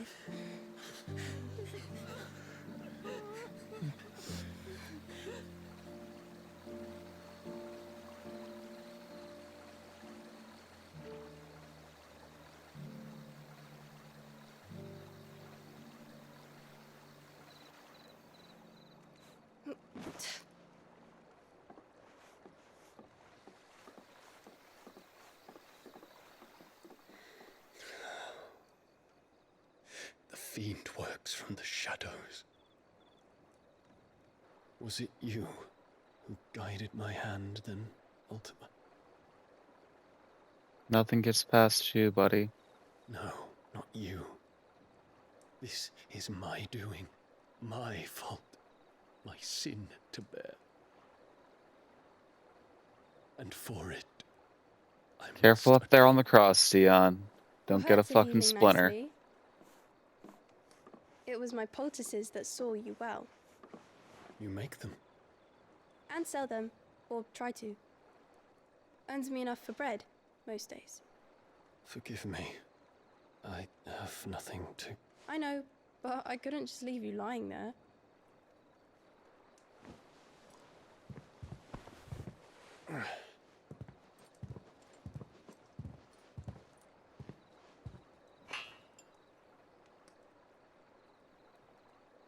You're going then?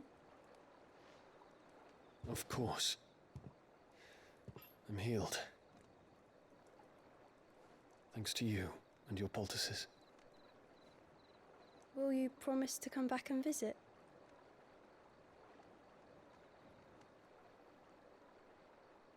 No.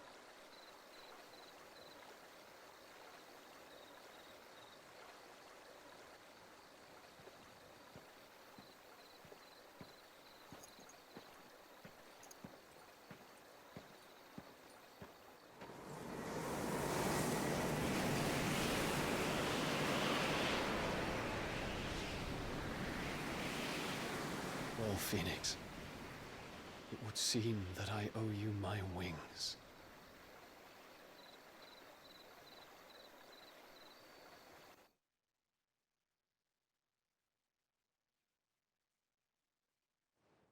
Yeah, you owe Joshua a lot, buddy. Perhaps he can find an answer. You will be returning to Waloed soon, I gather. I see no reason to wait. Then neither do I. I can think of a few, but I doubt they'll stop you. You will take your medicine. Of course, Lady Daya. Set on leaving already, are you? How long will it take us to get back to Ash? Dunno, about the same amount of time it took us to get here. Maybe less, if your uncle can find someone trustworthy to patch up the Enterprise. All depends on where we're putting into port, mind. Yes. It's not as if we can put ashore wherever we choose. We have to assume that the whole of Ash is hostile, and that we'll be attacked on sight. Then we must find a place they won't think to look. And I have an idea who might know of one. The Professor! I'll go and tell you come in. While you're plotting our course, I'll be in the shelves with your lawsman. I wish to pick his brains about Ultima. Then I'll talk to Karen about supplies for the journey. They may not be easy to come by in Ash.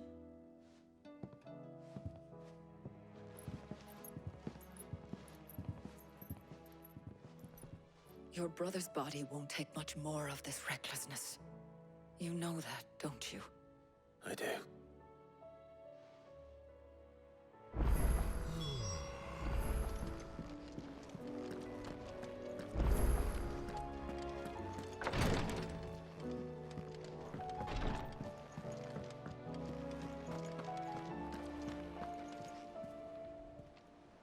Welcome to the Patron's Whisper.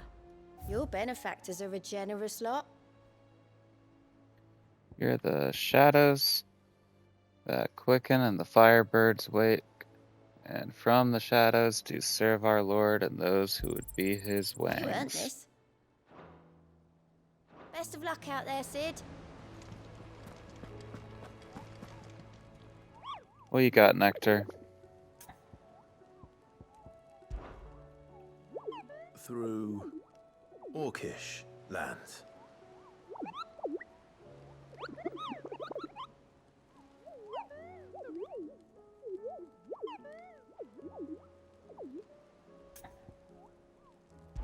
Gross. Alright, what do we have? Another S. Awesome. A caravan of traders traveling through the Velcroy told me of a colossal beast they had encountered on their journey. Hear them tell it had the aspect of a dragon, a lion, and a scorpion all at once. Tested that it might be naught but a mirage, a phantasm brought about by the desert heat. But the sweat which ran down their foreheads was cold, and the fear in their eyes real. Sweet. That sounds like a chimera.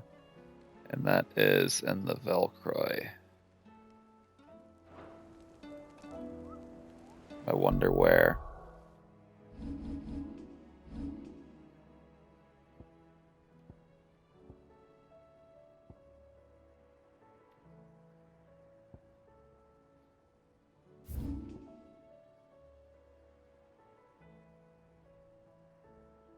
Maybe somebody, or maybe somewhere up here in that northern part.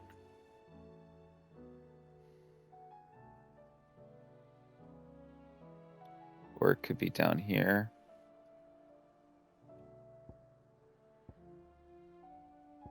I'm willing to bet somewhere up in that northern part. We'll have to check it out.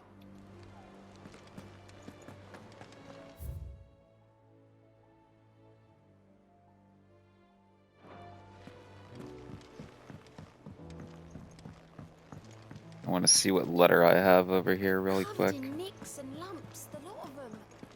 It's a wonder they can still walk. Come back.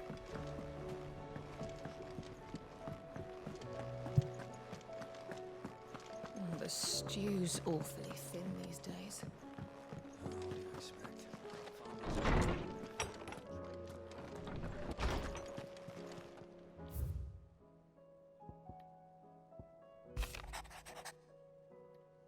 Thanks again for helping get the dungeon in order.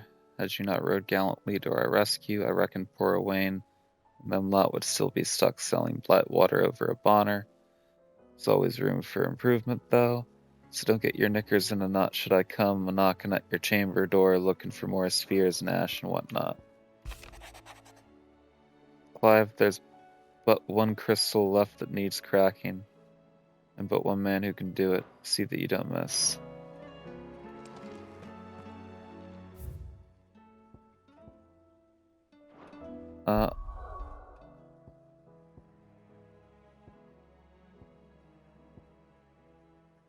Let's go try to wrestle this chimera.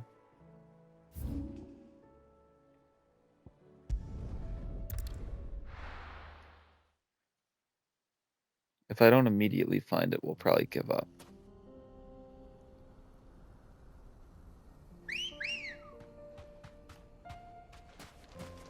Come on.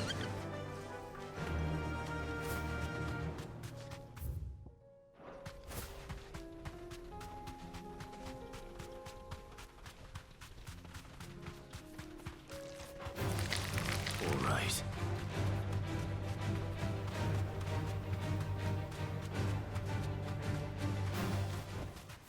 I can walk from here.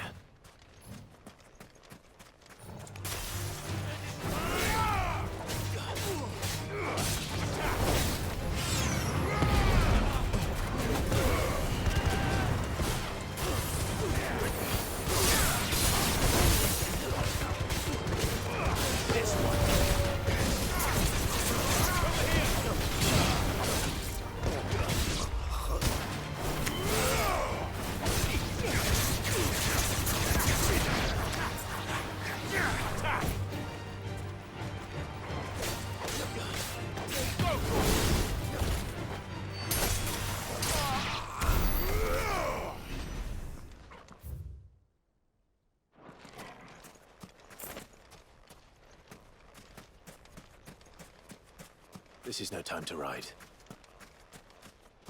Tell me when it's time to ride.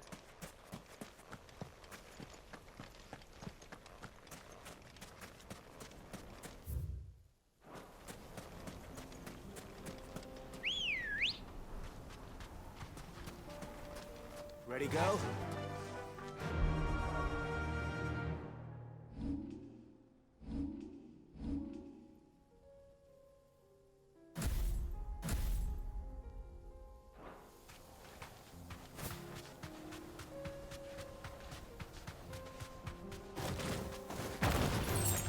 Time to fight.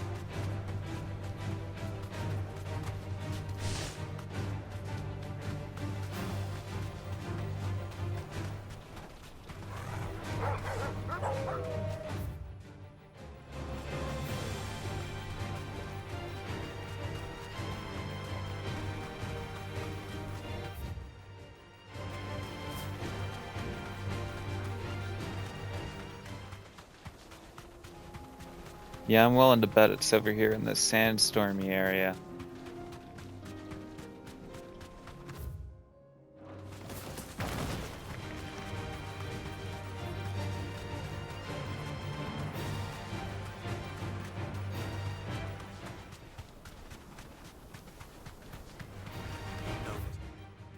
Thanks.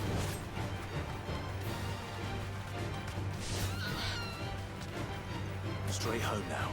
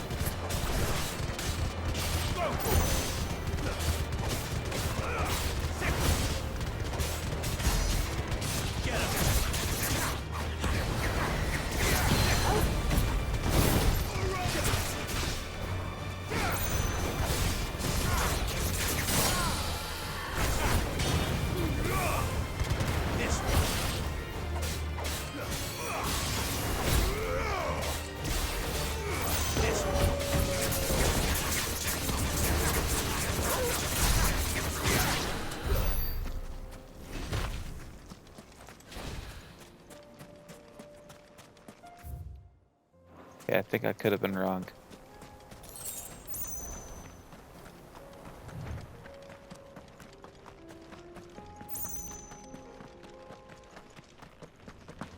It looks like I was wrong.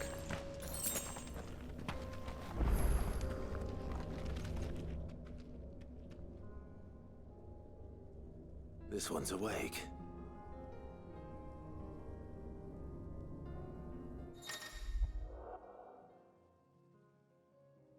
Chronoliths.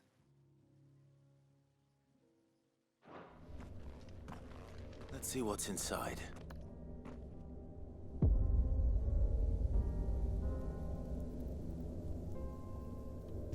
Nope. I don't feel like doing that right now.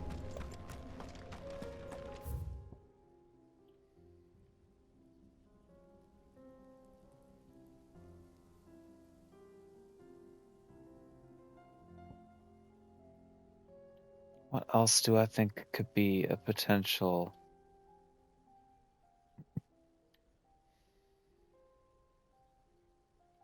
place where this could be?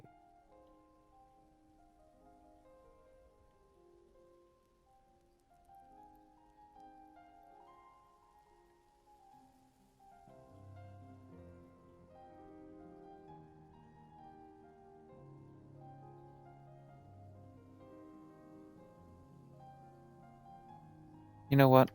We'll figure it out next time. It's late.